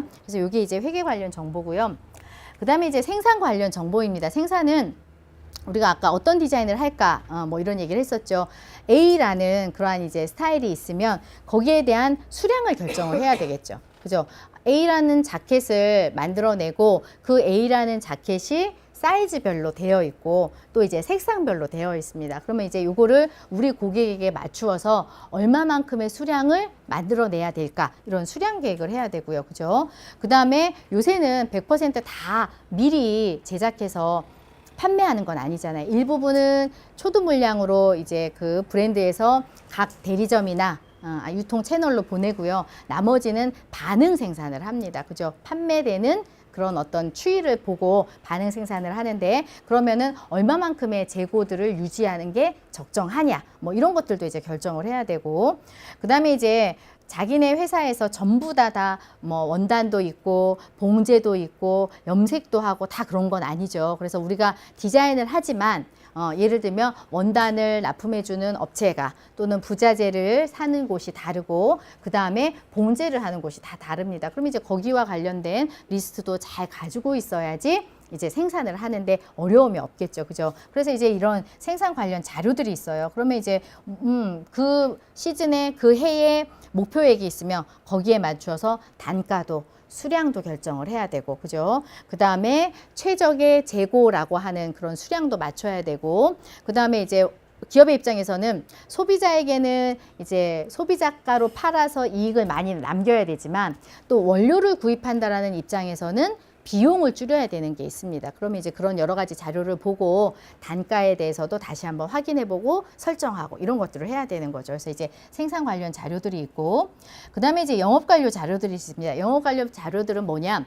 이제 옷을 만들어서 뭐 백화점에 30개에 납품을 했다는 백화점이 있고요. 그죠? 그 다음에 또 대리점이 있습니다. 그럼 각각 대리점에 가서 이제 그거를 판매된 기록들을 보는 거죠. 그래서 우리가 보통 포스로 판매되는 데이터가 다 있기 때문에 딱 아침에 출근해 보면 A 백화점에 자켓이 다 팔렸구나. 아니면 코트 요번에 거는 좀 많이 남았네. 이런 것들을 이제 다 볼 수가 있습니다. 그래서 이제 그런 거, 그 다음에 이제 각각 점주나 판매원들이 보고서를 올리게 되어 있어요. 그러면은 뭐 잘 안 팔려요. 뭐 사이즈에 있어서 클레임이 많아요. 뭐 이런, 아니면 요번에 있어서 소재에 있어서는 소비자 환불이 많아요. 뭐 이런 것들이 이제 자료로 이제 자기네가 보고서를 쓰죠. 그럼 이제 그런 것들을 보고 생산에다 또 반영을 해야 되고, 그죠? 그 다음에 또 어느 순간이 되면 할인 판매를 해야 됩니다. 그러면 어느 순간이 되면 할인을 20% 했고, 또 일정 기간이 지나면 50%로 했고, 뭐 이런 식의 그런 영업 자료들이 있습니다. 그럼 이거를 가져다가 여러분들이 매번 분석을 하시는 거죠. 그래서 각각의 지역마다 얼마만큼 팔렸는지, 그 지역의 아이템별, 사이즈별, 색상별 어떻게 팔렸는지 이런 것들을 다 통해서 이제 뭐 디자인을 더 전개를 해야 되겠다라든지 생산을 좀 늘려야 되겠다라든지 아니면 A 점포와 B 점포의 점간 물류를 좀 이동을 시켜야 된다라든지 이런 것들을 이제 의사결정을 해야 됩니다. 그래서 뭐 생산과 관련된 일을 하는 사람 또는 영업과 관련된 일을 하는 사람 각자 자기가 맡은 일은 다르지만 그러한 내부의 정보들을 활용을 해서 의사결정을 해야 되는 거죠. 그래서 이제 여러분들 선배도 저는 아침에 출근하면요. 이 데이터 보고요. 어느 점포에다가 A 스타일을 보내야 되겠다. 이게 아침 업무예요. 이렇게 이제 얘기하는 게 뭐냐면 영업과 관련된 일을 하는 그러한 이제 선배들의 말이 되겠습니다. 그 다음에 이제 고객 정보가 있어야 됩니다. 그죠? 이것도 우리는 밖에서는 볼 수 없어요. 밖에서는 볼 수 없는데 예를 들면 요즘 같은 경우는 다 카드로 긁기 때문에 정보들이 다 있죠.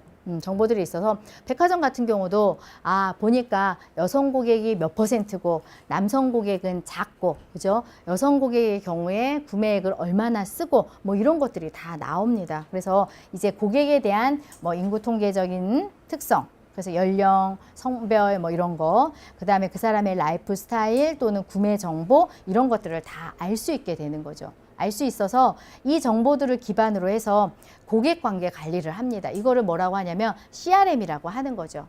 그래서 그 브랜드에 와서 옷을 한 번 사면 뭐 예를 들면 몇 %를 마일리지로 적용을 해준다 또는 돈으로 쓸 수 있게 해준다 뭐 이런 제도를 해서 우리 브랜드에 지속적으로 남을 수 있도록 그렇게 이제 만드는 것을 볼 수가 있습니다. 그래서 이제 이런 것들을 우리가 CRM이라고 하고 요즘과 같이 정보들이 많고 그 다음에 선택 대안들이 많은 이러한 상황에서는 일단 우리 브랜드에 들어온 사람들은 나가지 않게 하는 게 굉장히 중요해요. 그래서 여러 가지 전략을 통해서 이탈이 되지 않도록 지속적인 충성도가 유지될 수 있도록 하는 게 매우 중요하고요. 그 다음에 될 수 있으면 어때요? 신규 고객도 이제 유입할 수 있으면 되게 좋겠죠. 그래서 이제 여러 가지 뭐 가격 할인이라든지 이벤트라든지 기획 상품이라든지 이런 거를 통해 가지고 이제 고객들을 많이 이제 유입시키는 것을 볼 수가 있습니다. 그래서 이제 고객과 관련된 정보라는 것도 있고 이 정보도 매우 중요하다라는 겁니다. 그래서 제가 예전에 컨설팅 할 때는 막 이런 브랜드에서 이런 제안도 있어요. 예를 들면 우리 고객을 잘 모르겠다는 거예요. 아이러니죠. 왜냐하면 기본 브랜드에서는 목표 고객이라는 걸 설정을 하고 들어갑니다. 그래서 25살부터 뭐 27살의 전문직을 가진 굉장히 감각적인 라이프 스타일을 살고 있는 여성이 우리 고객입니다. 라고 설정을 하고 들어가는데 이제 디자인상으로는 그렇게 고객을 규정하고 들어가지만 실제 사는 사람은 그거보다 훨씬 더 다양하겠죠. 그러니까 이게 너무 다양하다 보니 그 다음에 이제 대리점이라는 거는 전국구에 다 들어가 있습니다. 그러면 이제 지역의 특성에 따라서도 고객이 다 다르겠죠. 그러다 보니까 갑자기 이제 혼동이 되는 거야. 정말 우리 고객은 누구지? 라는 게 관심이 있습니다. 그래서 오히려 그거를 조사해 달라고 이렇게 하는 경우도 있어요. 그러면 이제 그 고객들을 다시 조사해서 실제 목표 고객과 그 다음에 이제 브랜드에서 설정한 목표 고객과 그 다음에 실제 구매하는 고객이 얼마만큼 차이가 있는가 이런 것들을 이제 한번 파악을 해보는 거죠. 그래서 이제 이런 고객을 다시 설정을 한다든지 아니면은 목표 고객에 맞추어서 다시 디자인이나 뭐 색상이나 이런 것들을 이제 조정해야 되는 것을 볼 수가 있습니다. 그래서 이제 고객 정보 시스템이라는 게 있고요. 그래서 이런 것들이 이제 고객에 대한 정보에 해당하는 거죠. 그래서 보시면 남성 고객인데 뭐 패션에 관심도가 얼마만큼 늘어나냐 봤을 때 이전보다 많이 뭐 늘어나고 있다라든지, 그다음에 우리 고객들이 보니까 정장을 살 때와 그다음에 캐주얼 살 때 중요시 여기는 기준이 다르다라든지, 또는 우리 고객은 여자가 많은데 여자들이 원하는 컨셉은 좀 더 우아하고 낭만적이고 뭐 섹시하고 이런 것들을 좋아한다든지, 이런 식으로 해서 고객에 대해서 이제 철저하게 조사를 하는 거죠. 그래서 이제 고객과 관련된 정보도 중요하다라고 볼 수가 있고요. 그 다음에 이제 시장 정보 시스템입니다. 이 시장 정보는 내가 브랜드의 비즈니스를 하기 위해서 처한 시장의 전부의 정보를 다 얘기해요. 그래서 예를 들면 거시적인 정보다 그러면 뭐 기술적인 거, 법적인 거, 인구 통계학적인 거 이런 것들을 이제 이야기를 하는 겁니다. 근데 이 거시적인 환경 정보는 사실 우리가 통제하기가 곤란해요. 법을 고치고 싶으나 개인이 법을 고치긴 쉽지 않잖아요. 그죠? 경제적인 상황이 호황이 돼서 브랜드가 좀 잘 됐으면 좋겠는데 내가 호황이 되게 만들 수 있는 게 잘 없습니다. 우리 브랜드에서 노력한다고 해서 경제적인 상황이 좋아지진 않죠. 그래서 이러한 거시적 환경에 대해서 잘 파악하는 게 중요하지만 이 환경은 어때요? 브랜드에서 또는 개인이 통제하기 굉장히 어려운 조건이라고 볼 수가 있고요. 그 다음에 이제 패션 시장 현황이 있는데 요거는 뭐냐면 패션 시장에 나만 캐주얼을 만들어서 파는 게 아니잖아요. 그래서 경쟁 브랜드도 있고 그 다음에 캐주얼 시장이라는 것 자체가 커질 것이냐 축소될 것이냐 이런 전체적인 성장세라는 것도 있고 그중에 각각의 브랜드들이 여러 개 있습니다. 그럼 이제 서로 간에 강점, 약점이라는 게 있겠죠. 그죠?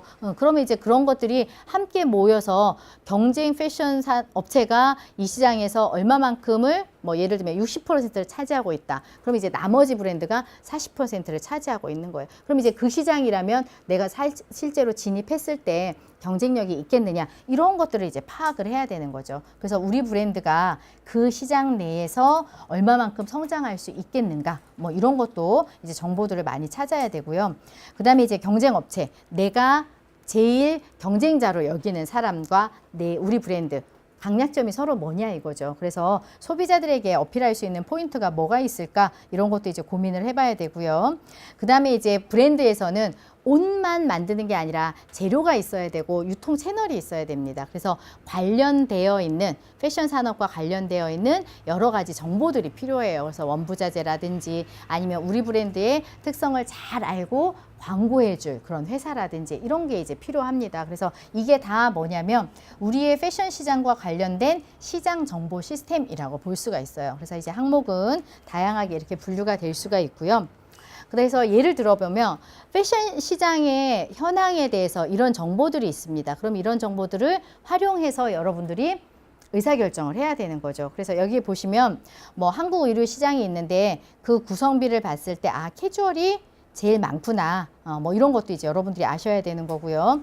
그럼 이제 남성 중에서는 어떻게 구성이 되어 있지 보니까 남성은 뭐 캐주얼복이 31%고 그다음에 스포츠복이 19고 여성은 보니까는 캐주얼이 41이고 그다음에 스포츠류는 좀 작고 이런 식으로 뭔가 그 시장 내에서 전체 패션 시장의 현황이 어떤지 뭐 이런 것도 이제 우리가 파악을 해야 되는 정보 중에 하나고요. 그 다음에 요거는 또 지역별로 이제 그 시장 점유율을 파악을 해 놓은 겁니다. 예를 들면 우리가 브랜드가 서울에서만 영업을 할 거냐 이거죠. 또는 부산에서만 영업을 할 거냐 이런 것들을 이제 결정을 해야 돼요. 그러면 전체적으로 패션 브랜드들이 매출이 어디서 많이 나지 이런 것들을 한번 파악을 해야 되는 거죠. 여기서 보실 때는 7대 광역 도시에서 한 55.4% 가 매출이 일어나고 있고, 그죠? 그 다음에 나머지 지역에서 이제 매출이 일어나고 있다. 라는 이런 자료들이 있습니다. 그러면 어때요? 7대 광역도시에서 아무래도 소비가 많이 일어나니까 적어도 우리 브랜드의 매장을 개설할 때는 이런 지역을 공략을 해야 되겠다라든지 이런 것들을 이제 의사결정을 해야 되고요. 그 다음에 여기 보시면은 이제 광역시와 지방의 복종별 시장 구성비가 좀 다른 거에 대해서 이제 보여주는 자료입니다. 그래서 보니 지방의 경우에 그죠? 스포츠복이나 아니면 캐주얼 이쪽이 좀 더 비율이 많은 것을 볼 수가 있어요. 결국 뭐냐? 그 지역의 사람들이 어떤 직업을 가지고 있고 어떤 라이프 스타일을 가지고 있느냐에 따라서 캐주얼 웨어가 좀 더 많이 팔릴 수도 있고요. 정장이 좀 더 많이 팔릴 수가 있습니다. 그럼 이제 이런 자료를 보면 우리가 매장이 전국구에 다 있어요. 그러면은 7대 광역도시와 그다음에 아닌 지역과 상품 배분을 어떻게 다르게 해야 되겠다라는 거에 근거 자료가 되겠죠. 그래서 이런 것들을 또 이제 활용을 하셔야 되고요. 그다음에 이제 각각의 경쟁 업체의 정보가 있습니다. 물론 이제 우리가 경쟁 업체의 정보는 아주 정확하게 많이 다 알 수는 없어요. 그렇지만 이제 매번 기업에서 공시 자료로 내놓는 그런 것들을 보시고 이제 파악을 좀 해보는 거죠. 파악을 해서 예를 들면은 5개년 동안 기업에서 이제 성장한 거를 보니 뭐 이런 브랜드들이 성장을 많이 했더라. 그러면 어때요? 내가 이 브랜드 중에 뭐 신세계 인터내셔널이다. 그러면 우리 브랜드의 현황과 그다음에 그 시장에 함께 있는 다른 경쟁 업체들의 매출액을 보고 우리는 좀 성장이 별로 많이 안 됐었는데 뭐 이 브랜드가 특히 성장이 많이 됐네? 이유가 뭘까? 사람들은 그 각각의 제품에 대해서 어떻게 생각하길래 이렇게 성장률이 다르지? 라는 걸 한번 생각을 해보시는 거고, 여기도 마찬가지입니다. 기본적으로 시장 규모는 큰 브랜드들이 있고요. 그죠? 그런데 또 그 사이에 성장하는 브랜드가 있어요. 그러면은 이 브랜드가 이제 규모상으로는 아직은 많이 차지하고 있지는 않지만 계속 성장해 온다라는 거는 소비자의 반응이 굉장히 폭발적으로 좋다라는 얘기죠. 그럼 그게 왜 그럴까라는 걸 생각을 해봐야 되는 겁니다. 이게 제품에 문제가 있을지 아니면은 아니면 브랜드에 대한 어떤 이미지라든지 아니면 브랜드에 대한 어떤 희소성이라든지 이거에 문제가 있을지 이런 것들을 이제 진단하고 우리 브랜드가 나아가야 될 방향이라는 걸 설정을 해야 되는 걸 볼 수가 있고요. 그 다음에 여기는 보시면 우리가 서플라이 체인 매니지먼트 또는 뭐 밸류 체인이라고 말하는데 계속 단계적으로 옷이 이제 생산이 되는 겁니다. 원사가 만들어지고 원단이 만들어지고 염색 가공해가지고 디자인을 하죠. 그런데 그 체인이 원활하게 연결되지 않으면 사고가 발생할 수밖에 없습니다. 그래서 보통은 안정적인 하청 공장들, 그죠? 또는 안정적인 원단 회사들이 있는데 그래도 환경이 바뀜으로 인해서 새로운 곳을 찾아야 되는 경우들이 있습니다. 그러면 이제 이런 보고서들을 보고 이쪽은 임가공을 많이 하는데 니트 쪽이 굉장히 강점이구나. 그죠? 또 이 업체는 여성복 쪽이 강점이구나 라는 것들을 알고 신속하게 이 브랜드랑 접촉을 해서 자기의 이제 생산할 수 있는 라인을 만들어야 되는 것을 볼 수가 있습니다. 이렇듯 여러 가지 정보들이 다 필요해요. 그리고 이 정보들을 기반으로 어떻게 의사결정을 해야 되는 거죠. 그래서 봉제는 어느 업체에서 해주고, 그죠? 가격은 어떻게 산정을 하고, 경쟁 브랜드에 비해서 우리가 강점이 없으니까 그 강점을 무엇으로 이제 만들까? 뭐 이런 것들을 이제 결정을 해야 되는 것을 볼 수가 있습니다. 그 다음에 이제 또 트렌드 정보가 있죠. 패션 트렌드 정보가 있는데 요거는 대부분 기업에서는 이 정보들을 제공해주는 기관들이 있습니다. 여러분들 잘 아시다시피 뭐 삼성 디자인 넷이라든지 인터패션 플래닝이라든지 뭐 퍼스트뷰 코리아라든지 한국 컬러 앤 패션 트렌드라든지 이런 이제 기관들이 있죠. 이런 기관들은 각각의 트렌드 또는 컬렉션이라고 하는 그 정보들을 수집해서 보여주고 분석해서 보여줍니다. 그래서 이제 각기 회원사에게 특정한 돈을 받고 주기적으로 이 정보들을 인터넷으로도 제공을 해주고요. 아니면 회원사들을 초청해가지고 세미나를 합니다. 그럼 이제 세미나를 통해서 각각에 대한 정보들을 다 습득을 하게 되는 거죠. 그래서 이런 정보들을 취합하고 선별하고 우리 브랜드의 복종과 그 다음에 우리 고객들에게 적용해서 이제 상품을 기획하는 것을 볼 수가 있습니다. 그래서 여러분들이 잘 아시다시피 뭐 2015년 FW다 그러면은 이런 게 다 이제 컬러나 이런 것들이 각각의 테마별 컬러의 특성이라는 것이 제공이 됩니다. 그럼 이제 그런 것들을 파악을 해서 그럼 우리 브랜드는 첫 번째의 뭐 테마가 어울릴 것 같다든지 아니면은 이런 테마는 어울리지 않고 그 중에 특정한 색을 좀 선택을 한다든지 이런 식으로 선택을 해야 되는 거죠. 그래서 이제 소재나 컬러나 패브릭이나 이런 거에 대한 트렌드가 제시가 되고 여기도 보면은 인터컬러라고 해서 전체 이제 국제적인 유행색 협회에서 다양한 자료들을 선발을 해서 유행색이라는 걸 제안을 해요. 그죠? 그러면 이제 각국의 또 그 컬러를 예측하는 기관에서 또 유행색이라는 걸 제안을 합니다. 그럼 이제 그런 여러 가지 것들을 통합해서 유행색이라는 거를 결정을 하게 되죠. 결정을 하고 이거를 각국에 있는 이런 패션이나 아니면 이제 이런 유행에 앞서가는 그러한 제품을 만들어내야 되는 회사들은 이러한 정보들을 활용을 해서요. 어떤 색상의 것을 우리가 이번 시즌에 접목해야 될까를 결정을 하게 됩니다. 그죠? 그래서 이런 정보들을 돈 주고 유료로 많이 이제 사는 것을 볼 수가 있고요. 그 다음에 요거는 또 각 스타일별 테마예요. 그죠? 그러면은 각각의 테마가 있으면 그 안에 서브 테마들이 있습니다. 그럼 이제 그 서브 테마에 맞는 어떤 조형적인 특성 또는 색상 또는 소재적인 특성 아니면은 그거를 어떻게 무늬로 풀지 뭐 이런 것들이 다 제시가 되어 있죠. 그럼 이제 이런 정보들을 또 취합해서 우리 고객의 우리 브랜드에 맞는 거는 뭐지 하고 다시 이런 이제 테마들을 결정을 하고 그 테마에 맞는 색상, 재질, 스타일 이런 것들을 이제 구체적으로 구현을 하게 됩니다. 그리고 이제 소비자들에게 제품으로 이제 만들어 내게 되는 거죠. 그럼 이제 디자이너가 의사결정을 할 때는 아까 이야기한 것처럼 특정 스타일에 대해서, 특정 색채에 대해서 또는 소재에 대해서 이제 이거를 보고 그 다음에 의사결정을 하고 그죠? 대신 의사결정은 미리 예측해서 하는 거죠. 그래서 이제 그게 적중률이 높으면 아주 의사결정을 잘 한 거고 정보들을 잘 활용을 한 거고요.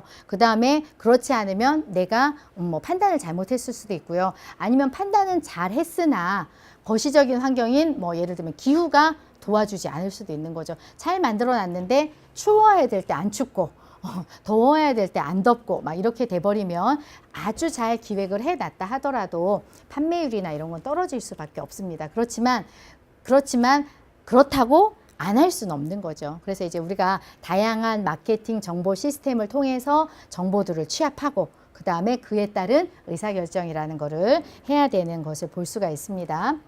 다음은 뭐냐면 이제는 기존에 있던 정보들인 거예요. 기존에 우리 고객의 정보, 기존의 여러 가지 방법을 통해서 경쟁사에 대한 정보, 또 여러 가지 통계청 자료들을 통해서 거시적인 정보 이런 것들을 이제 취합을 했습니다. 취합을 했는데 이거는 뭐냐면 내가 정말 하려고 하는 의사결정과 거리가 먼 경우도 있어요. 또는 이미 시기가 지난 경우도 있습니다. 그죠? 그 다음에 보고서를 올렸지만 이미 너무 기한이 지나서 이제 일근들 적용하기 어려운 것들이 있죠. 그러면 내가 다시 조사라는 걸 해야 돼요. 그래서 우리가 보통 2차 자료라고 하는 거는 내가 지금 어떤 스타일을 생산량을 결정하는 데 있어서 활용할 수 있는 자료이긴 하나 직접적으로 의사결정을 하기는 어려운 자료. 들을 우리가 2차 자료라고 얘기를 해요.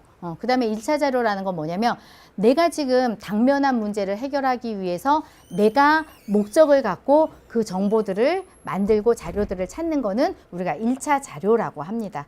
그래서 많은 경우 1차 자료를 또 이제 구하게 되는데 그거가 마케팅 조사에 의해서 나오는 자료라고 볼 수가 있어요. 그래서 이제 마케팅 조사를 하게 되는데 조사는 또 여러 가지 이유가 있습니다. 아까 얘기한 것처럼 이렇게 경쟁 브랜드도 별로 잘 안 하고 있고 우리가 오히려 잘하고 있는 것 같은데 왜 매출은 안 일어나지? 왜 매출은 갈수록 떨어지지? 근데 그거는 이전에 자료를 봐도 원인이라는 게 아주 불명확할 수가 있어요. 그래서 이제 그거를 직접적으로 이제 조사를 하고 싶은 겁니다. 그래서 우리 고객에게 물어보는 거죠. 왜 우리 제품 안 사세요? 여태까지 잘 사셨는데 왜 안 사시고 뭐 다른 브랜드로 가셨어요? 이렇게 이제 물어보는 거죠. 그거는 뭐냐면 있는 자료로 한계가 있다라는 겁니다. 그래서 이제 새로운 조사라는 거를 하게 되는 거고요. 만약에 상품 컨셉을 변경을 했어요. 요번에는 좀 더 여성스럽고 우아한 방향으로 색상도 소재도 변경을 했습니다. 변경을 했는데 결과는 어때요? 모르잖아요.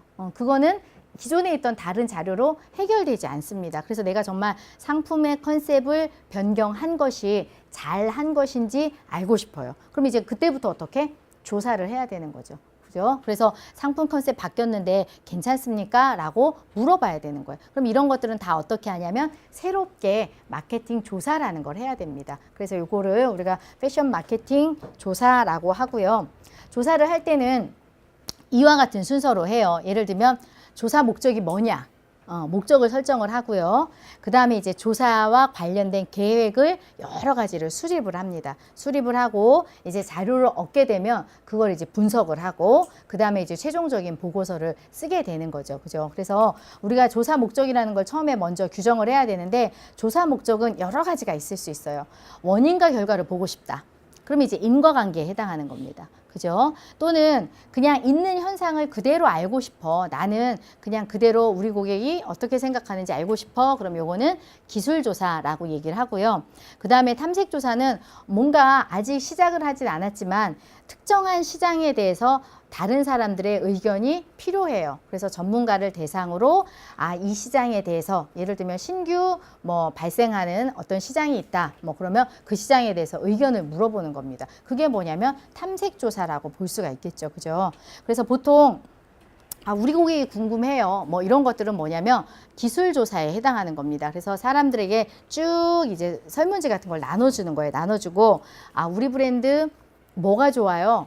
뭐가 나빠요? 디자인에 대해서 굉장히 긍정적이냐 부정적이냐 이런 것들을 이제 물어보는 거예요. 그러면 이거는 뭐냐면 소비자가 생각하고 있는 그대로를 이제 알려주는 거죠. 그죠? 이걸 우리가 기술조사라고 이야기를 하고요. 인과조사는 뭐냐면 조건을 주는 겁니다. 원인을. 우리가 가격을 30% 인하했어요.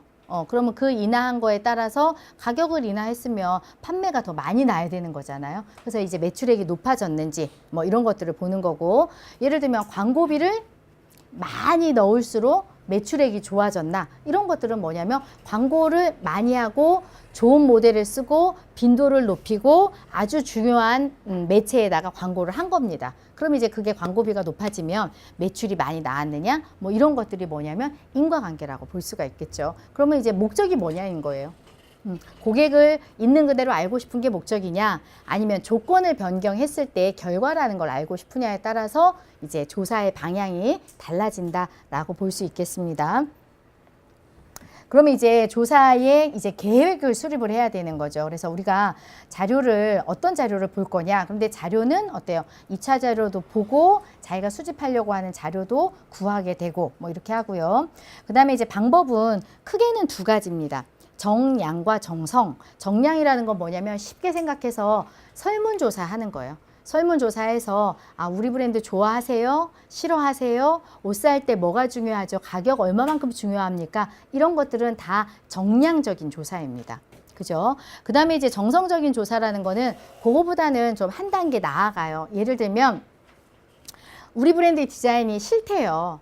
어떤 고객이 얘기했어요. 싫대요 하는 건데 설문지에서는 좋아하지 않는다라는 결과를 얻는 겁니다. 그런데 정성조사라는 거는 왜 좋아하지 않는가에 대해서 파악할 수 있는 조사를 우리가 뭐라고 하냐면 정성조사라고 해요. 그래서 이제 물어보는 거죠. 왜 우리 브랜드 디자인이 싫으세요? 봤더니 너무 아기자기한데 그 아기자기한 것이 저랑은 맞지 않고 너무 연령대가 낮아 보여요. 그러면은 디자인이 좋아하지 않는다와 그죠? 아기자기해서 너무 귀여워서 싫어요 하는 거는 좀 더 구체적인 결과를 얻을 수 있는 거죠. 그죠? 그래서 이제 요거를 정성조사라고 해요. 그래서 이제 크게는 정량과 정성조사 이렇게 나누고요.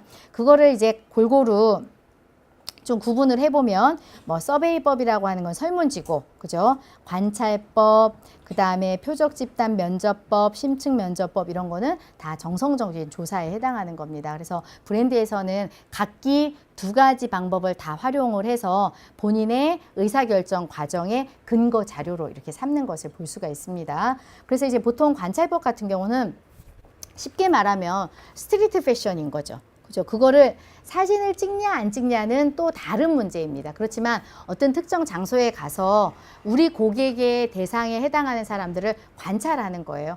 뭐 입고 다니나, 바지를 많이 입고 다니나 치마를 많이 입고 다니나 치마를 입으면 요즘에 뭐 레이스로 된 치마를 입고 다니느냐 아니면 그냥 검정색 블랙을 많이 입고 다니느냐 우리 고객이 만약에 사무 직원들이 많다면 여의도 같은 데 가가지고 쭉 지켜보는 거예요. 지켜봐서 착장 스타일이라는 걸 쭉 보는 겁니다. 그게 뭐냐면 대표적인 관찰법이라는 걸 볼 수가 있죠. 그래서 그거를 실제 세기도 하고 아니면 사진을 찍어서 나중에 분류를 하기도 하고 뭐 이런 것들을 볼 수가 있습니다. 그래서 이제 그게 관찰법에 해당하는 거고요. 그래서 여기도 보시면은 이제 우리나라가 뭐 예를 들면 중국 시장에 진출을 해요. 그러면은 모르고 그냥 갈 수는 없잖아요. 그래서 이제 조사를 합니다. 조사를 해서 거리에 가서 패션 스트리트에 가서 지나다니는 사람들의 여러 가지 옷의 특징들을 관찰을 하는 거죠. 그죠? 또는 이제 특정한 아이템에 대해서 관심이 있다 그러면 그 아이템을 입은 사람들의 횟수 같은 거를 이제 세는 것 이런 것들을 우리가 이제 관찰법이라고 이야기를 합니다. 그래서 보시면 뭐 스트리트 사진들 많이 있죠. 그죠? 그래서 요거는 의도에 따라 좀 달라요. 예를 들면 명동에 몇 시에 며칠 동안을 똑같은 장소에서 지나가는 사람들을 막 찍을 수도 있고요. 그 다음에 그게 한 장소일 수도 있고 여러 장소일 수도 있고 아니면은 뭐 예를 들면 아침에 출근하는 뭐 20대 여성의 착장 스타일 분석 그러면은 전철역이나 뭐 강남이나 여의도 여기에 서서 이제 막 찍고요. 만약에 또 하객 패션에 대해서 궁금해요. 그죠? 연예인들의 예전에는 공항 패션이었다가 하객 패션까지 나오죠. 그러면은 하객 패션이 궁금하다 그러면 이제 결혼식장 앞에서 계속 찍는 거죠. 주말마다 나가서 이거를 찍어서 놀러 갈 때는 공항에서는 그다음에 남의 결혼식 갈 때 하객 패션은 또는 직장에 출근복은 뭐 아니면 주말에 한강공원에 나가 있는 사람들은 어떤 옷을 입지 이런 것들을 이제 분석을 하는 겁니다. 그래서 우리 브랜드에서 그거를 잘 맞춰서 제작을 했는지 안 했는지 이런 것들을 이제 결정을 하는 거고요. 그 다음에 이제 서베이는 가장 쉽게 하는 연구 중에 하나입니다. 설문지를 만드는 거죠. 내가 궁금한 사항에 해당하는 거를 설문지를 만드는데 대부분은 소비자의 라이프 스타일, 가치관, 구매 행동, 점포 선택 행동 뭐 이런 것들을 조사를 하는 거예요. 서로 하는데 이 설문은 여러분들 받아보셨지만 체크하기 좋던가요? 아니면 싫던가요? 별로 그죠? 좋은 건 아니죠.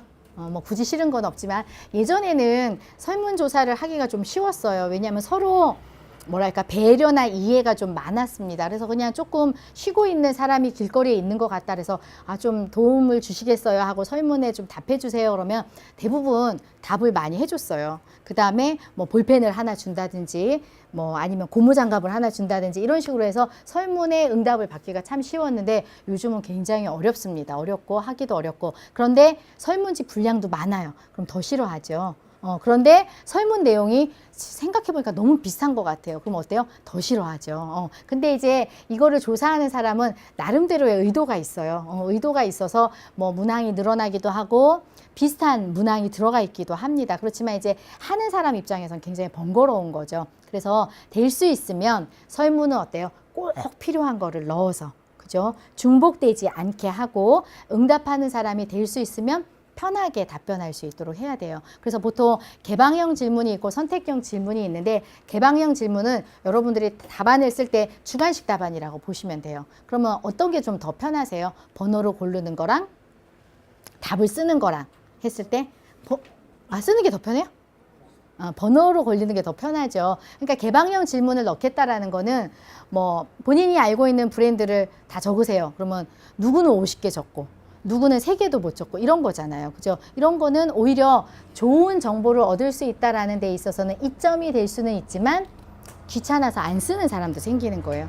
내가 50개 알고 있지만 10개 선에서도 그칠 수가 있습니다. 그러니까 의도와 목적이 분명해야지 거기에 맞는 이제 문항을 만들어야 되는 거고요. 그 다음에 처음부터 막 지식을 측정하는 문항을 넣어요. 그럼 사람들이 하기 좋을까요? 안 좋을까요? 싫겠죠. 그래서 이제 처음에는 좀 흥미롭고 쉽게 할 수 있는 문항을 넣고 나중에는 좀 어려운 문항을 넣을 수밖에 없고 그 다음에 이제 해놓으면 이제 사전에 미리 조사를 한번 합니다. 친구한테도 또는 이제 그 조사의 대상이 되는 사람한테. 그래서 미리 이제 한번 보여주고 혹시 이해 안 되거나 아니면 오타가 나거나 문장이 어색하거나 이런 것들을 이제 좀 골라내고 실제 설문을 하는 것을 볼 수가 있습니다. 그래서 이제 조사를 한다라는 것도 굉장히 정교하게 설계도 하고 문항도 만들어야 되고 이런 것들이 있고요. 그래서 여기도 보시면 조사 설계를 해놨는데 어느 지역의 연령 몇 살부터 몇 살까지 지역은 한 나라의 14개 도시를 선정을 하고 그 다음에 뭐 자료 수집은 어떻게 하고 이렇게 되어 있고요. 그 다음에 뭐를 물어볼 거냐.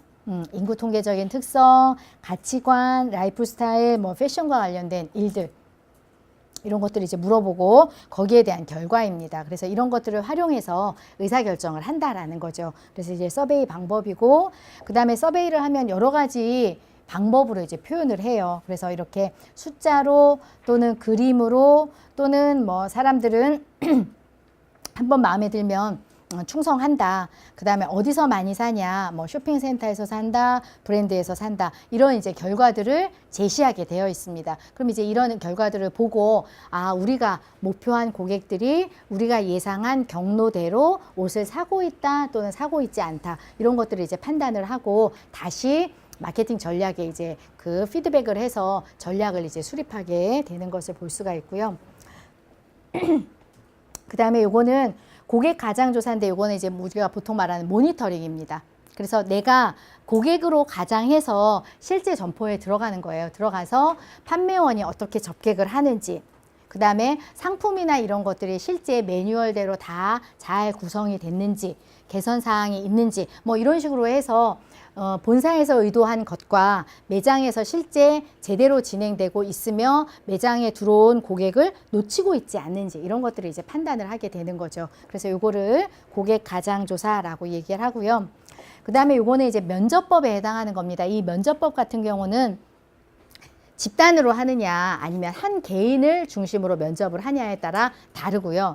설문지법에 의한 것보다는 좀 더 구체적이고 심층적인 정보들을 우리가 이제 물어볼 수가 있습니다. 물어볼 수 있는데 여기에서는 대상자들이 자발적으로 이제 참여를 해야 되고요. 그 다음에 개인의 사생활을 노출하지 않는 범위 내에서 이제 조사를 진행을 해야 되죠. 그래서 이 집단 면접법은 예를 들면 우리 브랜드가 남성 브랜드예요. 그러면은 남성 고객들을 한 7, 8명 모아놓고 이제 옷에 입으면서 불편한 점, 옷을 사게 된 이유, 우리 브랜드 말고 또 어떤 브랜드를 이제 사고 있는지, 왜 사고 있는지 이런 것들을 이제 물어보는 겁니다. 그러면은 설문지에 비해서 아주 중요한 정보들을 많이 얻게 되고 또는 우리 브랜드 말고 다른 경쟁 대안을 뭘 선택하고 있는지 이런 것들을 이제 알 수 있게 되는 것을 볼 수가 있고요.